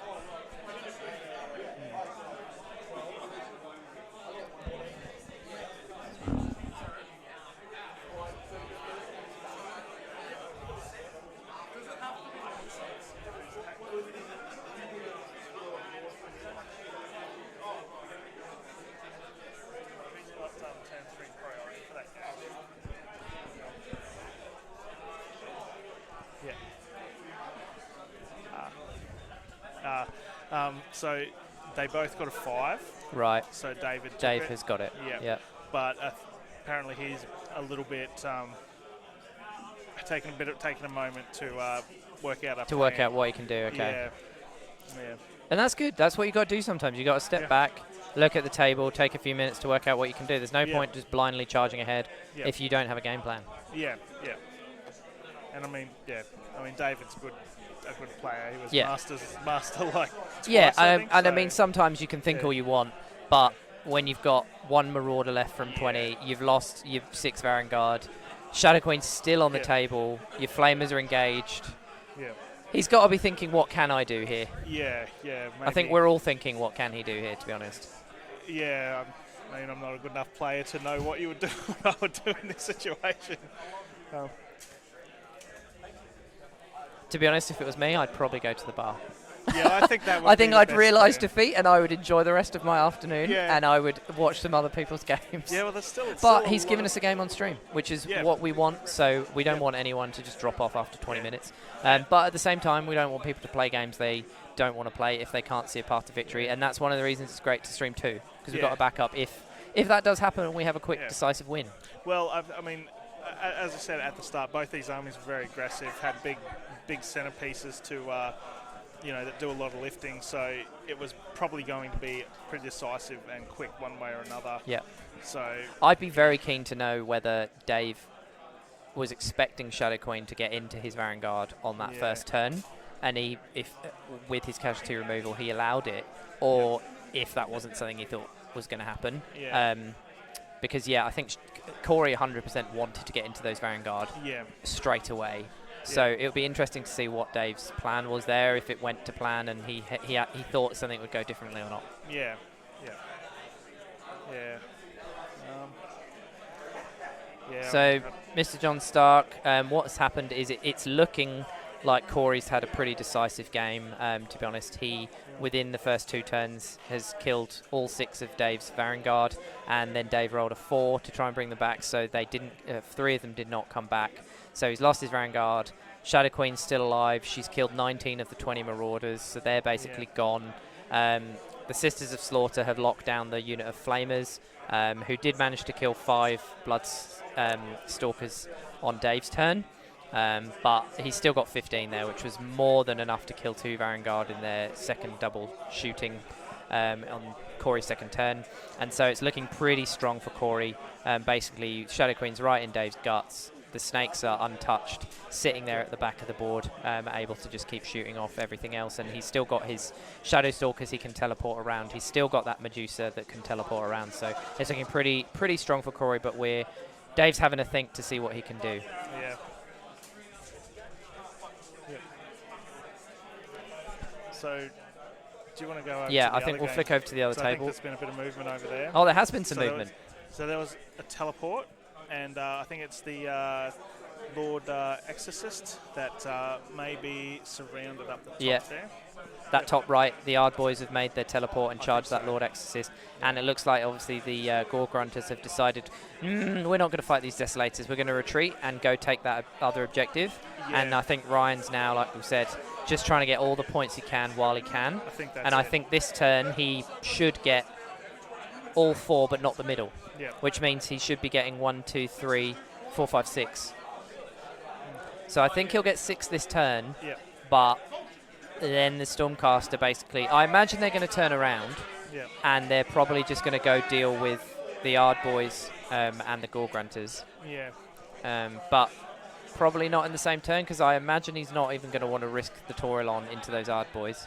So I imagine he'll probably just use the Desolators to remove those Gore Grunters, because they're the fast piece that Hoops has got left on the board. Yeah, that'll be what's capping the objectives. And then from there, I think those Desolators can keep sweeping round. Do you not think the Taurillon could handle the Ard Boys? It depends. I mean, if he makes the charge move into them, he's not going to have Staunch. Yeah. If the Castellan could shine the light on them, but then if he's doing that and he splits them up, he's not going to have Staunch Defender on the Taurillon or Staunch Defender onto the Desolators. Yeah. And then if he doesn't put the shining light onto the Taurillon, he's risking it a little bit with that 3-up save and the 10 wounds into those Ard Boys. And if they've been War Chanted, which I imagine they have before they were teleported, he is risking losing that Taurillon if he does the charge. So if it were me, I think I'd be cautious and I wouldn't want to send him in. Yeah. And I think he'd realise he probably doesn't need to deal with them this turn. No. If he can take off the threat of the pigs this turn, next turn the Desolators can move and take the Ard Boys out. And he's still got control with those bodies. But we'll see what Eddie decides to do. Yeah.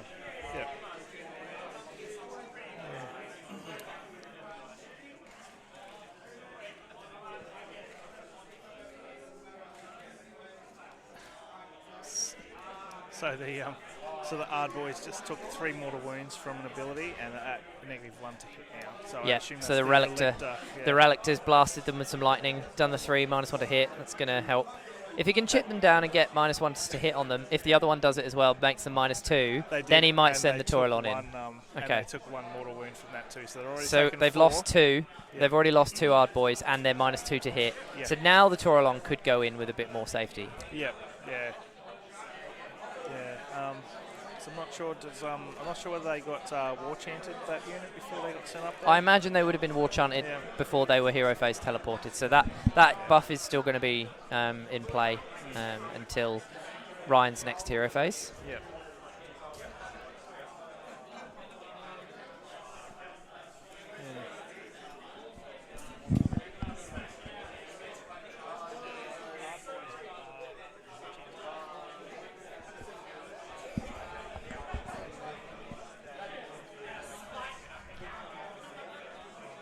We'll see if we can get some updates from our roving reporters. as well from the other games. So the Ard Boys were buffed with the... Yeah, they were.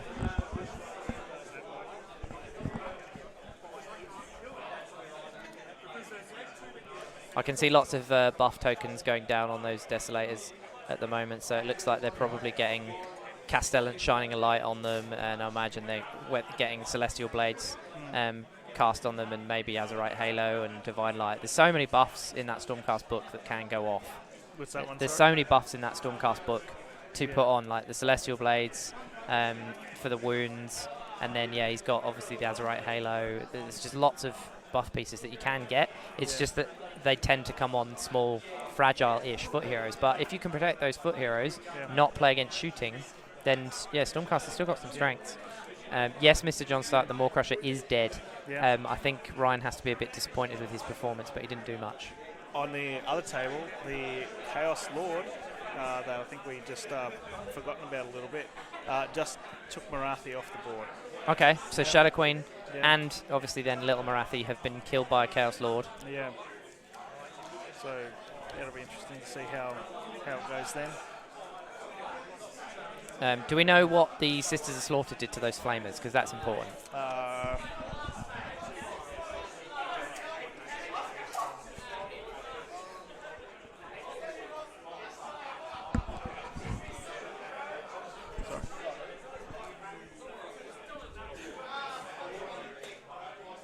So yeah, just to recap for you, Mr. John Stark, the Maw Crusher went in on the end of those Desolators on Ryan's turn 2. I think he was hoping to do a lot more damage with his Ren 3. And only one Desolator has died, and then the Maw Crusher died quite quickly back. Yeah. So I think that game has flipped around quite quickly as a result. Yep. They just haven't done any combat there with the Flamers yet. The previous turn?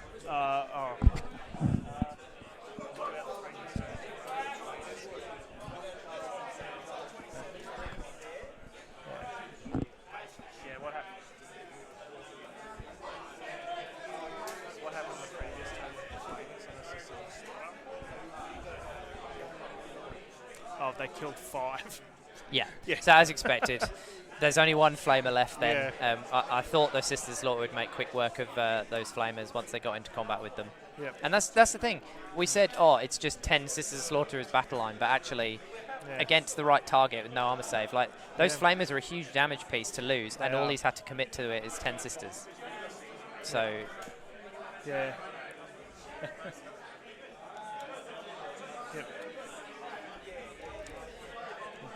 So I think at this point Dave's playing with the Lord on foot. I think we've seen the War Shrine go.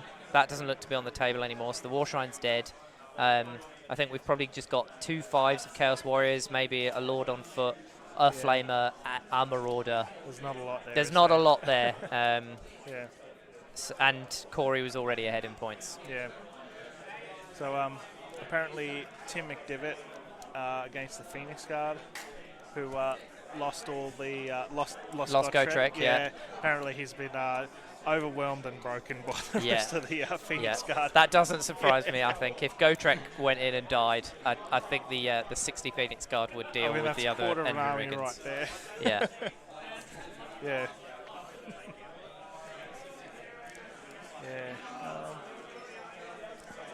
I'm just going to apologise for the camera here on table 1, guys. It's slowly leaning away from the mount, unfortunately. So it's been gradually throughout the day putting itself on more and more of an angle. We've kept correcting the table after each game, but it appears to keep sliding each game. So we'll try and get it fixed for tomorrow. But obviously we're not going to disrupt this game right now. We've been slowly moving the table further and further and further towards the door to try and keep it in frame. But for now, I think we'll just have to leave it. I don't think we're really losing much. I think we can see all of Corey's models on the top of the board. Just the perspective slightly off. Yeah.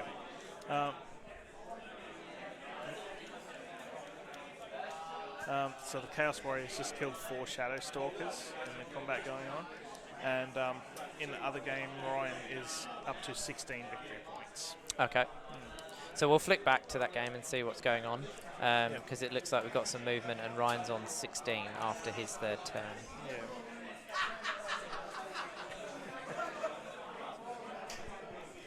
So he did grab the victory points, but I'd don't know whether that's going to be enough over, because it's only turn 3, I think, so Yeah.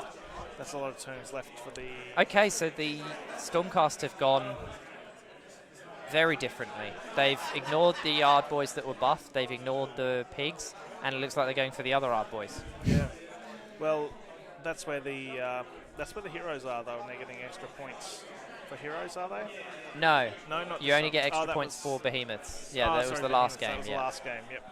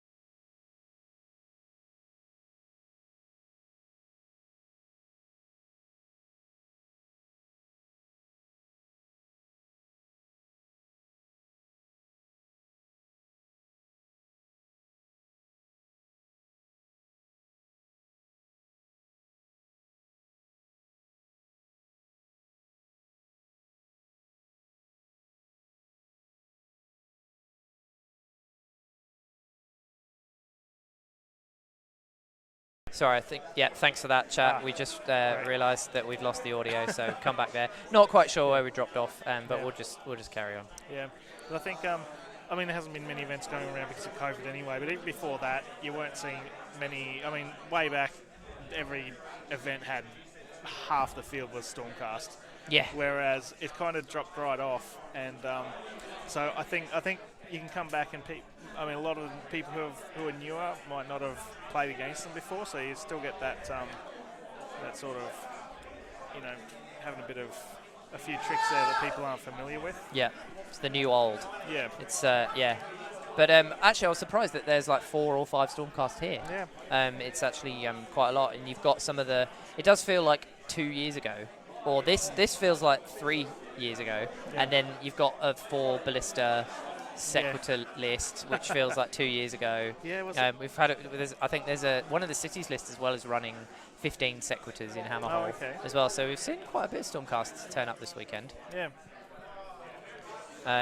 We don't know quite yet, Mr. John Stark, which we've still got an hour left of this round in terms of giving undefeated armies for day 1, but it looks like Corey is a pretty safe bet with his Calebron Daughters of Cain as going undefeated today. So that looks like a pretty safe bet. Maybe we'll try and from the table boss if we can get an update on the Matt Daley versus Matt Kent game. Yeah. It looks like they're calculating points potentially. Yeah. Yeah.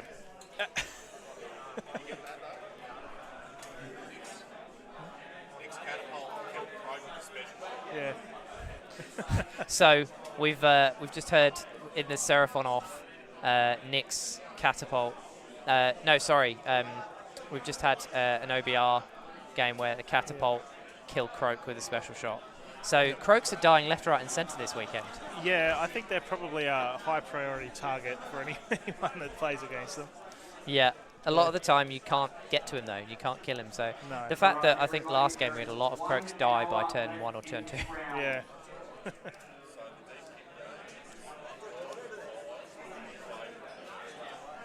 So we can see there obviously the Desolators have made that charge, which we weren't expecting to fail, but they've got one at the back to try and deal with that. I think that's the Weird Knob Shaman, and then the rest of the units kind of going into those Ard Boys to try and clear them off. And then it also looks like we've got the Liberators have gone in to try and deal with those Ard Boys on the top right as well.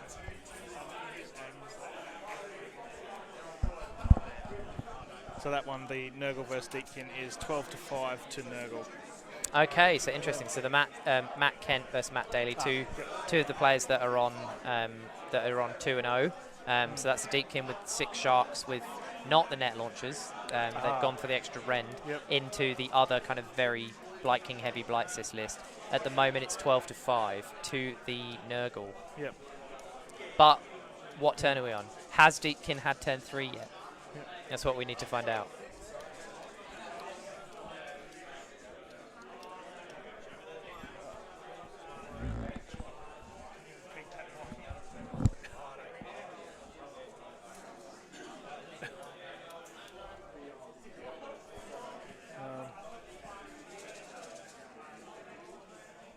No, he's ignoring me. There's something happening with another eel list, but I missed it, and Michael's just wandered off now. So what's going on?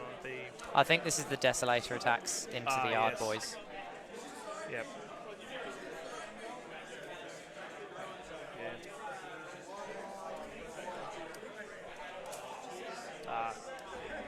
So they've killed the shaman that was there already. Just from the one. Just from the one, probably, yeah.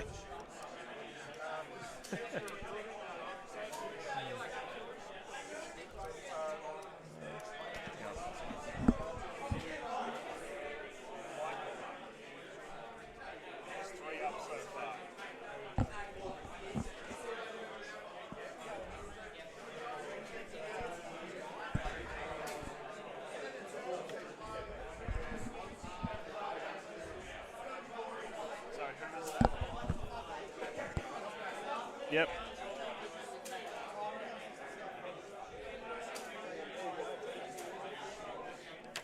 Okay, so from the chat at the moment, with an hour left to go, we know that there's Paddy with his KO is undefeated so far, and so is Jai.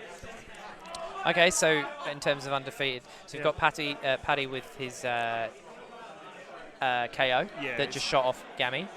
That's right. And then so less Jammy Gammy now. And Jai with his chariot heavy Slanesh list with the I think he's got 8 chariots and a keeper or something like that. I'm not sure which in a Supreme Cyberites. I think he's got 3 battle line chariots, and then I think he's got 5 hero chariots and a keeper in a Supreme Cyberites. Army walking around, so I saw a couple of Slanesh, but they weren't too chariot heavy. So I'll have to keep an eye out for that one. But we still have 56 minutes to go, so we should, there's still loads of games going on. Yeah. Lots to wrap up. I think the Deepkin versus Nurgle is one of the big games as well. They're both 2-0 players. So we'll see what's going on. I think we're just measuring some combats. We'll flick back to table 1 and just see what's going on. As they are still playing, it looks like the Snakes have moved forward to just put numbers on that central objective. And Corey looks to be pushing everything forward now. He's not really worried about stuff teleporting and taking his back objectives. I think he's just pushing everything forward now. Yeah.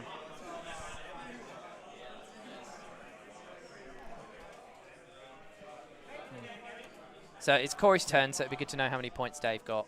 Yeah. So David just lost his Chaos Lord to the shooting.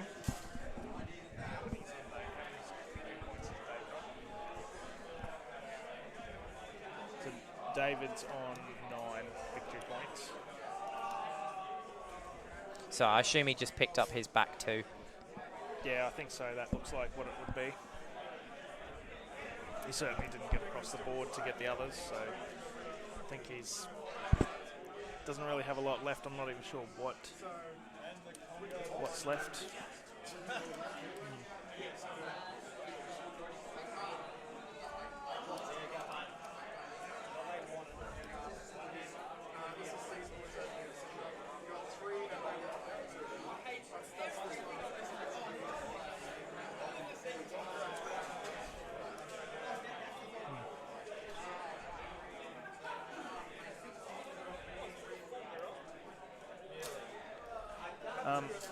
So Ryan's Ard Boys have killed that Heraldor finally. Might be a bit too late, but It is dead now. So that's on the other table. I think here we're just really seeing Corey mop up, to be honest. I think it is, yeah. I mean, that's looks like a lot of dice being rolled, so I can imagine this is just shooting. So Michael just said that in the game of Tristan versus Clint, Yep. they're going to the third turn with Tristan in the lead. Yep. Yep. So that's the 45 Blight Kings Blight Sis list that we saw on game 1, playing Clint's OBR. Yep. Now with 6 Stalkers and Catacross. Yeah. No, I don't know if he's got Catacross. No, he does have. He Catacross. does have Catacross. Yeah. And a Catapult and a Harvester and some more tech. Let's just flick over to the other table and see how those combats are going. Yeah.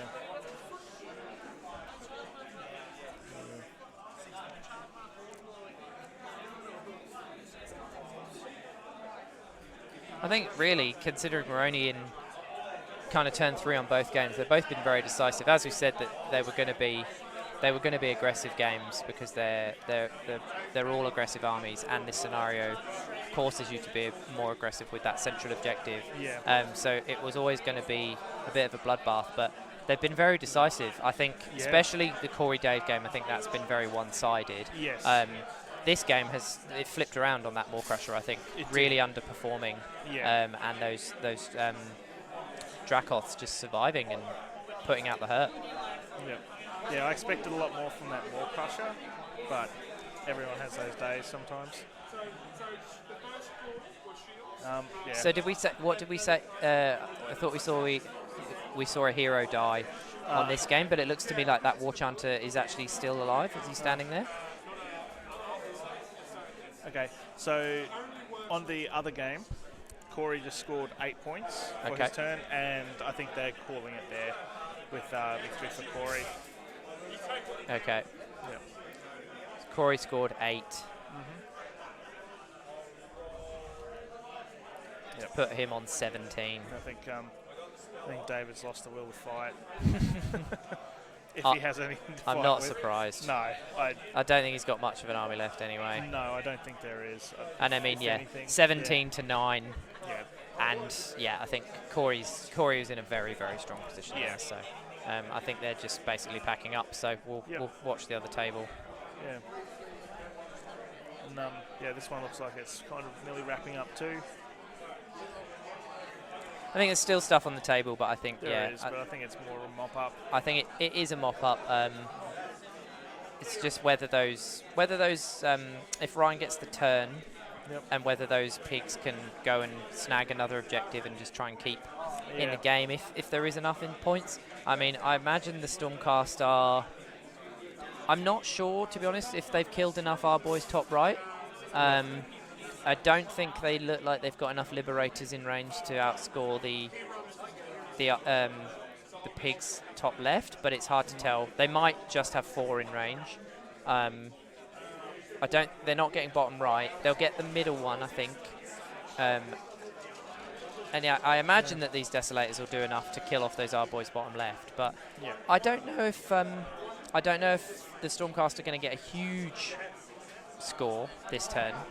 Yeah. So depending on if Ryan gets the next priority and continues his strategy of basically run away and just have more bodies, he might still rack up a few more, but I'm not sure. Well, we'll see, because Jim has told me that Eddie just got 3 victory points for this turn. So.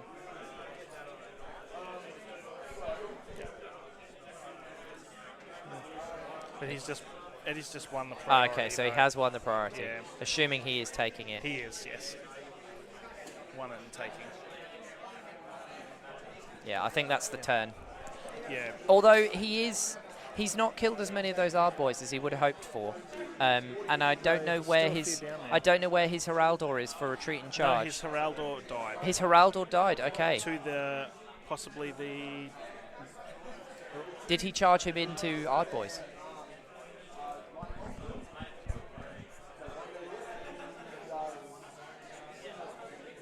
So the Castellan's giving himself +1 to save this time. So I think what we're seeing top right, to be honest, is just a bunch of heroes fighting those Ard boys. Okay, so they're pointing to the Castellan now Yeah. up there. Yeah. So that seems to be just where. Do all we the know heroes what are. killed the Heraldor? Some Ard boys. I'm not sure which So the ones, Heraldor though. charged into combat. I'll find out.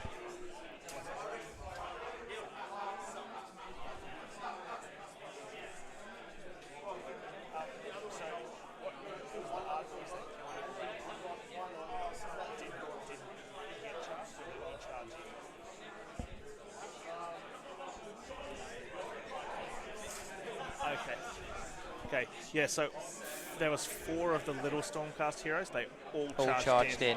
Yeah, to try and kill those R boys. I think sending that Heraldor in was a mistake, and I think Ryan's prioritised killing the right one there because those Desolators could get bogged down now on these R boys. We've seen they've not killed them, and they don't have the bodies to. They didn't have the bodies to take it off those R boys that last turn, which is going to hurt Eddie's ability to score the points. I think he should be able to move. He'll be able to move those 5 Liberators this turn and take the objective off the Gore Granters this turn. Yeah, I think so. You'd think that he was those Dracoths with their shooting. Don't forget they've got all their shooting breath attacks as well. Will kill off those R boys, and he will take that objective and the middle objective. So I think this turn he should be getting himself probably 6 if he can kill, and then he can move up. He could probably get all of them this turn. Yeah. And get a 9 maybe. Yeah. So Michael just said that the I can't remember the guy's name who's playing the new Giants.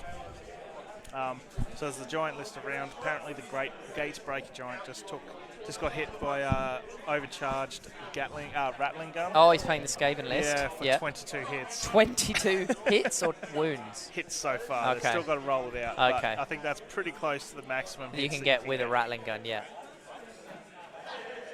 Right, everyone, there is just over 45 minutes left in the round. Just want to make an announcement for tomorrow. They're not going to be taking orders at the bar upstairs for food for lunch.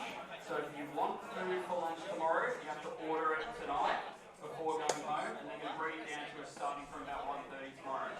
Okay? So if you want food for lunch tomorrow, you need to order it before going home tonight. There won't be food available at the bar tomorrow. It's apparently something that's beating each other up on TV. So it's going to be busy upstairs.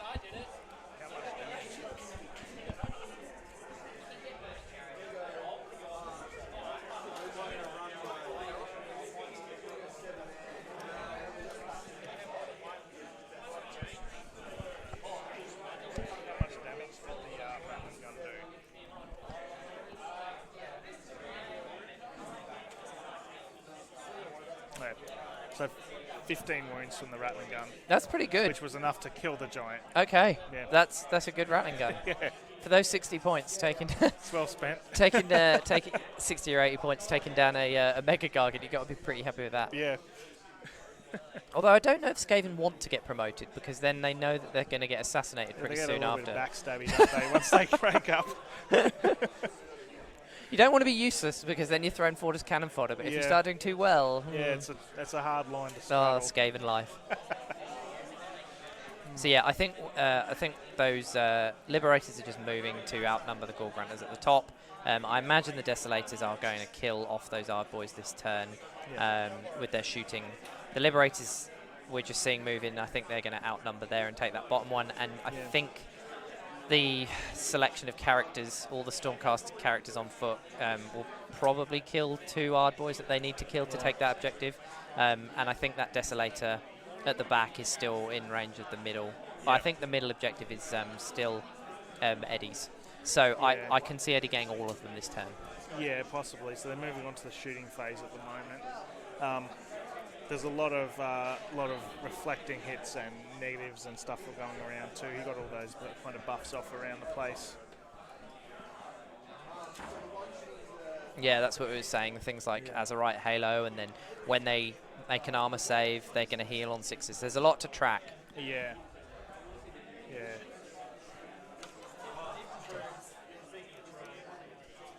So 1 Ard boy's died from shooting so far.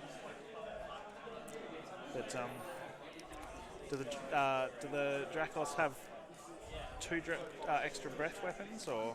No, Or they- it only boosts their melee profile for the riders on top. Okay. That would be crazy. Yeah. 3 breath weapons a model. Yep. Do they all have the same breath attack?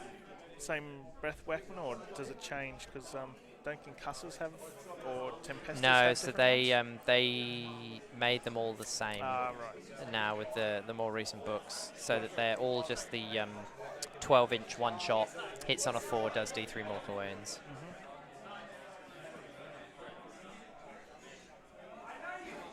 But because it is a missile weapon, you still need to, like, if you're in combat, you have to shoot it there. Yeah, okay. If you retreat, you need to, unless you've got retreat and shoot, you won't be able to do it. But because it's a hit roll, if you can buff your hit rolls, Yep. then you can get that. So if you can put blessed weapons on where a 6 to hit doubles up, Yep. although I need to double check blessed weapons might be melee only, but it's one of the strengths I think there. If you do have that big unit, obviously the bigger the unit, the better, the more you get from buffs once you put them onto it. So yeah, I think it's just blessed weapons though is any hit. Okay. So if he doesn't have blessed weapons in this list, but it is something for Stormcast with that prayer. It could work on those Dracos where if you get a 6 to hit, you're suddenly getting an extra hit. Yeah. And when it's D3 mortal wounds, it's quite nice. Yep. And yeah, I mean those 7 there, it's 7 dice, 4 ups Yeah. are that's going a to lot. do D3 more wounds. It's Yeah. a lot of output. Although it doesn't look like he's rolled very well because No, I think he done. only a few our boys have died. Yeah, two through. I think he done a 2 and a 1. All right. Yeah. He has killed off that that Oh, weird no. knob though that was in the middle. So he's obviously put a few into him. And he's decided to charge the Gore Grunters with both the Taurolon and those Liberators. So he's really just trying to kill everything now. Yeah. Which But apparently he did some mortal wounds there going in. the Taurolon on the charge, I think. Yeah. Yep.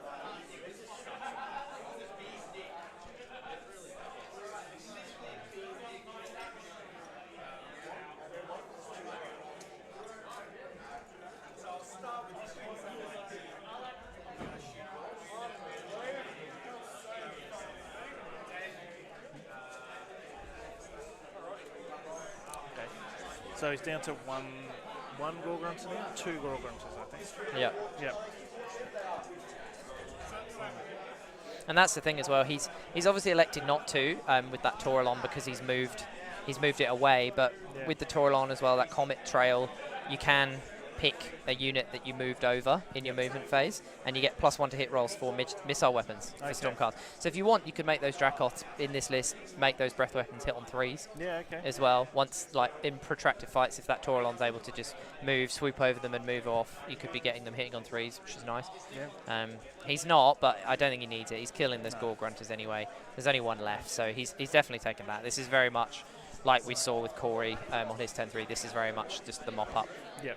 So his 3 remaining Ard boys up in the corner against the little heroes. He's putting all their attacks into the wounded Relictor. Yep. Yeah. And so is this turn, are we into Eddie's turn 4 or?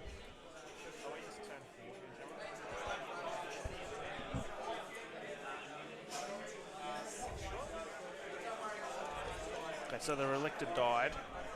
Well, he's lost another hero to those Ard Yeah. boys. And it is turn 4, yeah. It is turn 4. That hero trade has not been good. Those Ard boys with that buff has just... Yeah. They keep putting the damage through. They do. Because they'd be on 2s and 2s at this point. Although they'd be on 4s and 2s because of the -2. But he's losing heroes, so he's not getting that objective back. But I don't think it's going to matter too much. Yep.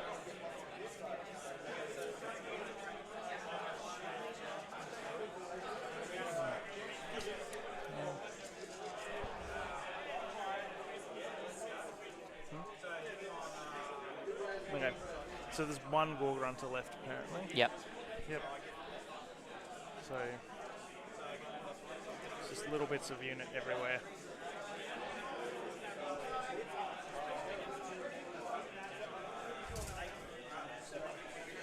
Yeah, so it looks like that trade for those foot heroes is probably not a great trade, top right. to be honest, against those those Ard boys. But I don't think it matters too much everywhere else. He's winning all the other fights. So I think we've just seen a combat gauge go down there, obviously checking how many of those Desolators are actually going to be able to attack after piling in. Yep. So he's got the reflect damage on a save of 6 on that unit. Yep. Yeah.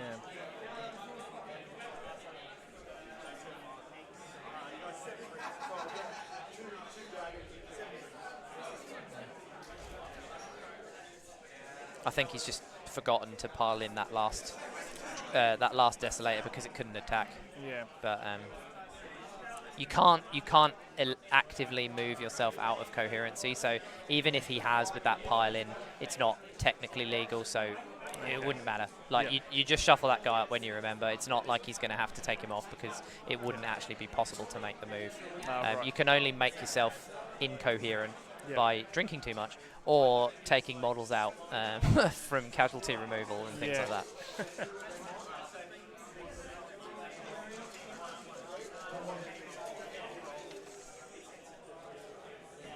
And there we go. We're starting to see the Ard boys disappear. Yeah. So the Stormcast are going to get both of those objectives for the 3 points. Whether that Taurolon's made it within 6 for the extra, potentially there's 4. He's going to get 2 for the middle, and he's going to get the bottom right ones, which is going to be another point. Yeah. So I think we're going to see 1, 2, 3, 4, 5, 6. I think we might see 7 this turn, potentially 6. Yeah.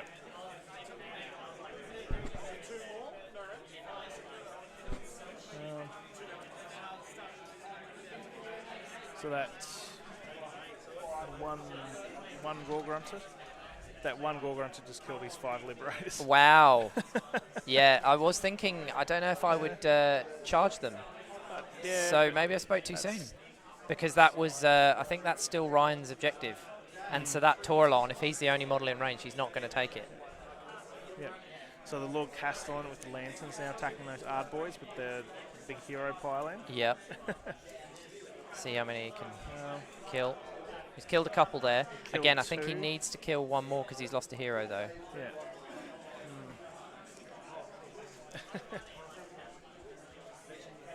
We have seen all of the Ard boys lose from the bottom, though. Yeah. So those Dracoths are going to be free to move next turn and charge where he needs them. It does look like he's killed enough to take the top right. So I think he's going to get 3 on the right-hand side. I don't think he's going to get the top left, but he's going to get the bottom. So that's going to get him 4, and then the middle. I think he's going to get 6. Yeah.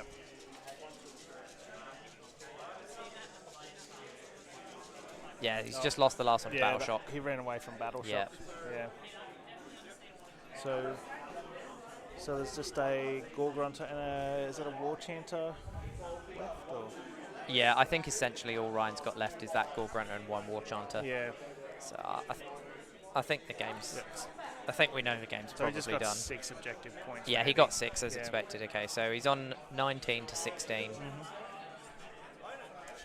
And this is Ryan's turn 4 now. Yep.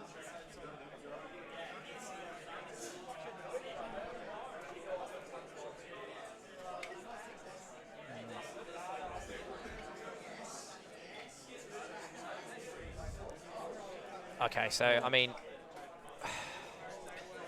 to be honest, he can't really do anything. I don't think he even ideally that War Chanter can't kill those Liberators. No. I think the most Ryan's going to get this turn is basically the point where that Gorgrunter is. Yep. Because if the Taurolon's within 6 of that objective, he can't leave it either. Yeah. Because he'd lose that one, so it's not worth the trade. So to be honest, I think he can only get 1 point. Yeah. Yeah, I think he'd be. Yeah, I think he'd be pretty close to calling it at this stage. Yeah. Yeah. See if we can get some updates from our roving reporters. Let's see how the Ideneth versus Nurgle game is going, and if there's any other key ones for undefeated players.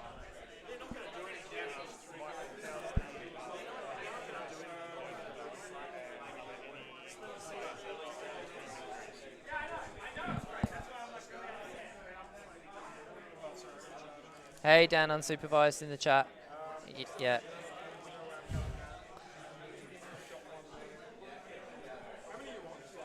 How is Canada?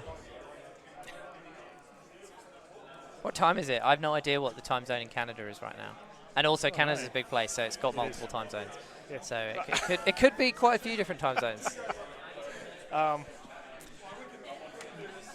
Yeah, I won't use the words that I was just given, but the INEF are not doing well. Oh, okay. So it sounds like the Idneth are taking a hard loss into the Blight Kings. It sounds like it. That's interesting. I guess I don't think Matt's list. Matt. They're both called Matt. I don't think the Idneth list had any Morsar, so potentially lacking on the damage output with high rend. Well, yeah. So the score is 21-5 at the moment. Oh wow! And last time the update was 12-5. 12-5. So yeah. Matt's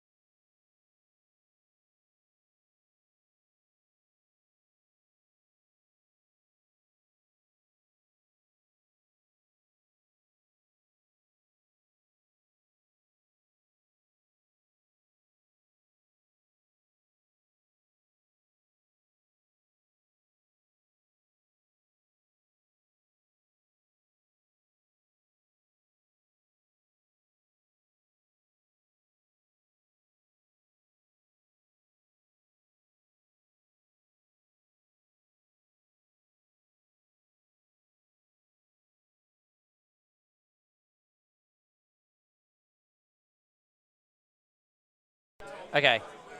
Thanks, chat.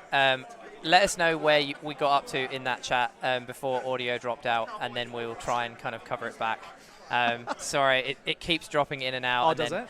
I try and keep an eye here, but then trying to pay attention, and then I see it in the chat, and then we have to reset. But it is what it is. We work with it. The laptop's reset itself a few times. Okay, cool. We do what we can. Yeah. We've generally got most. But yeah, so I was saying I didn't know if David made a mistake there with removing those Untamed Beasts from the middle, which just gave Shadow Queen her hole, and then obviously you didn't have to then devote a round of shooting to get rid of those Untamed Beasts, so you're able to shoot into the Vanguard earlier. Yeah, and look, Dave and I had a chat at the end. He said, like, your list is fine, and like the neg one to shoot and the teleports, said he can handle all that. The one thing he can't handle is the Mirror Dance combo.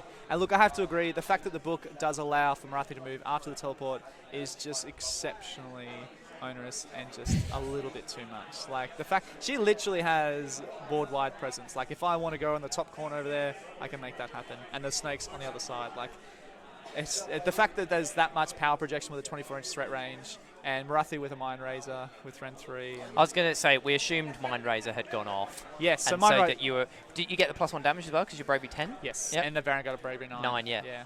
So, yes, it's very nice. Some tweaks I've been making with the list potentially is actually some of your ideas. We're including the Slaughter Queen on foot. Yep. So that way you have the option to do bows in the hero phase and Marathi double pile in, Yep. which was the idea that we were talking about. Yep. It's just hard to find the points. points. Yeah, it's very tight. Yeah. Yeah. I think you can potentially.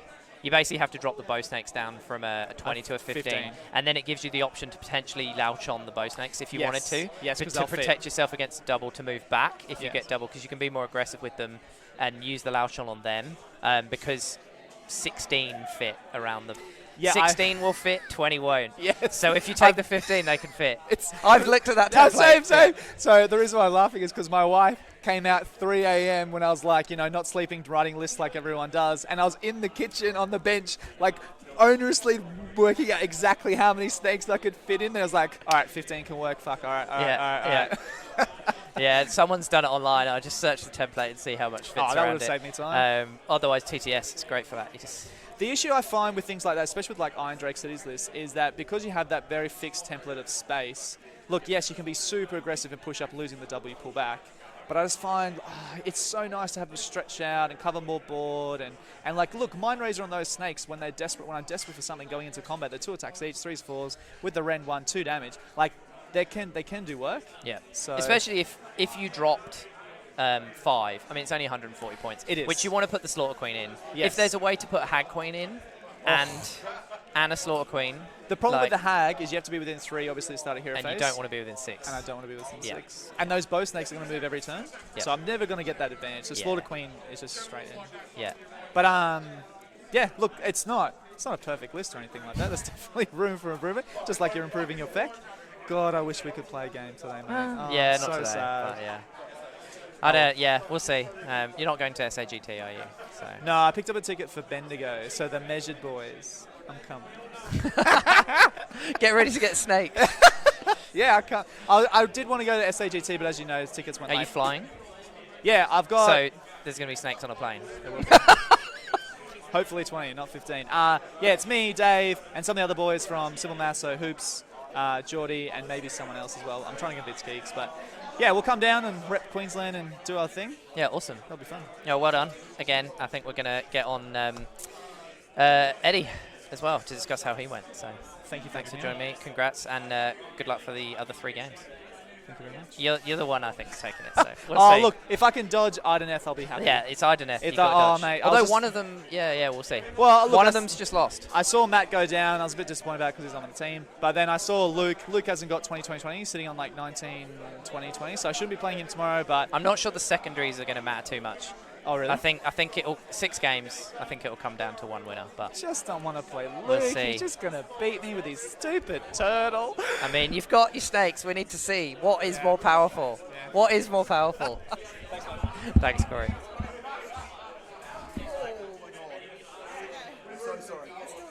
Yeah, we're all good. We're still going.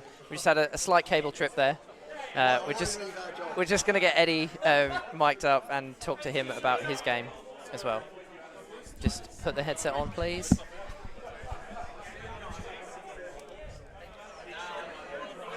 Eddie, well done. Oh, thank you. Congrats on the win. How do you think the game went? I was pretty happy with what happened. Obviously, I won, so I'm happy. Yeah. But it's sort of my army sort of plays so that I'm trying to get my opponent to play into my hands, and I'm hoping that they don't understand exactly what my army can do. Yep. And that happened in this game. So Ryan had never seen my build of Stormcast. He played against Stormcast before. But he didn't know exactly what my Desolators could do with all the buffs on them. Yeah. Expected to do more to them than he could.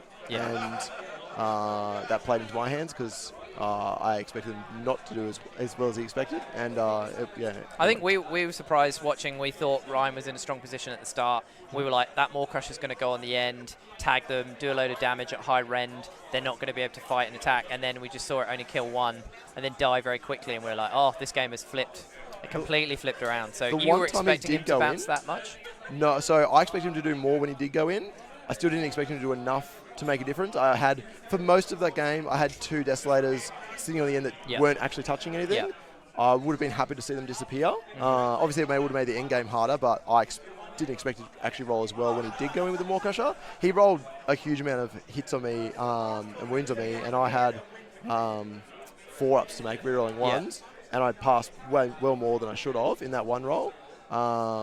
So that was very beneficial, obviously. Yeah. Everything else there other than Maw Crusher I was not worried about. Yeah. So.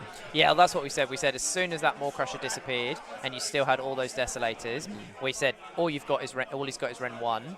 There's no way he's going through those Desolators now. No. If the Maw Crusher couldn't do it with Ren 2 and 3, then nothing in his armor is going to do it. And so once that happened, we said this game has just flipped because we thought he was in a really good position. He was going to be able to control, go move stuff. I think potentially him not being more aggressive with his unit of Gore Grunters on your side objectives was maybe a mistake that he made. I was waiting for more hurt to see stuff. I thought they were going to charge off and just deal with 5 Liberators, kill them, run off, because it just let you tag them in when you piled in and brought them within 3 and just kill them. And they really didn't get to be as effective as we thought they were going to be. Yeah.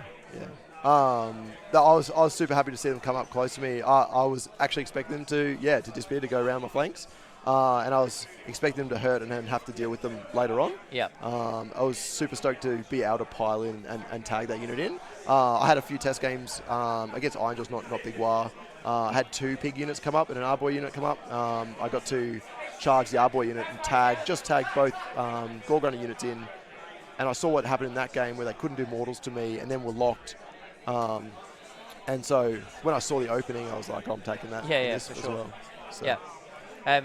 What are your hopes for? You're obviously 3-0 as well. No, you lost. I lost to Ideneth. I pulled up Ideneth on round 2 on Scorched Earth. Yeah. Obviously, see my army. It's a real bubble. I need everything to come into me. So when I saw the matchup, I knew from then. And I've played Luke before. He's an amazing player. Oh, you played Luke McFadden. Yeah. Okay, I knew that was going downhill from the get-go. We were just discussing Luke with Corey. He's the one person Corey doesn't want to see with his 20 snakes. So obviously Luke's putting in a strong performance. But what armies are you hoping? Because obviously you're 2-1. If you can get 3 more wins tomorrow, you're still looking at a podium potentially. The mission before the redraw, I pulled Fire Slayers. Would have been head over heels to play that. I would have loved to play that. Really? So generally Fire Slayers, the big Hearthguard blob and all the characters, they're pretty slow generally. All the characters have to stick together, give all the buffs to the unit. They don't want to run away. They play a lot like my army. Yeah. Except they don't have a comet. So the comet really hurts them. Yeah. And then they also have to stick together pretty well. I have a fair few units that I can either drop from the sky or teleport around the board. So Scorched Earth against a fast-moving army like the Ideneth, I didn't really have a chance against. But against a slower-moving main force, I can start scoring objectives. I've got more movement and more versatility, I feel, against the Fire Slayer army. Yeah, it's one of the armies I would like to play. You're not too worried about the fact that they can go first, go twice, mortal wounds on 6s, just killing through your Desolators, or? So I'm hoping I get Divine Light off, so and then they have to reroll. Yeah. I'm not as worried. And then if I've hit them with a comet a couple of times, yeah, and then some of those characters are disappearing, yeah, I should be doing bulk damage to them. Yeah. I'm not really worried about their Ren 1 at all. There'll be a turn where they get Ren 2 and that'll hurt, but I'm just back to my regular save. Same thing with the Maw Crusher. Yeah, I think we saw it. Anything that isn't Ren 3, really, we were like, oh, actually, no, you're on a 1-up save with that Castellan and Staunch and everything. So I think, if you're on a 1-up re-rolling ones, it's hard to move. And even Ren 2, you don't really care that much. So if you're making them re-roll those 6s, then and you engage them at that point, then yeah, I think you're right that you can. It's mass mortal wounds that I'm scared of, and some armies have the potential to do it. The Ideneth I thought was just going to just destroy me. And obviously he smashed me on the objective. I couldn't do much about it. I tried my hardest, and it was closer than I expected. But I still managed to almost table the army by the end of the game. Yep. I was scratching to table at the end. I was still behind, and I couldn't catch up, but I was still really happy with where I could get to. From an army that has to play a ball for the majority of the game, it was a lot of fun. Awesome. Well, congrats again. Thank you. Good luck for the rest of the event.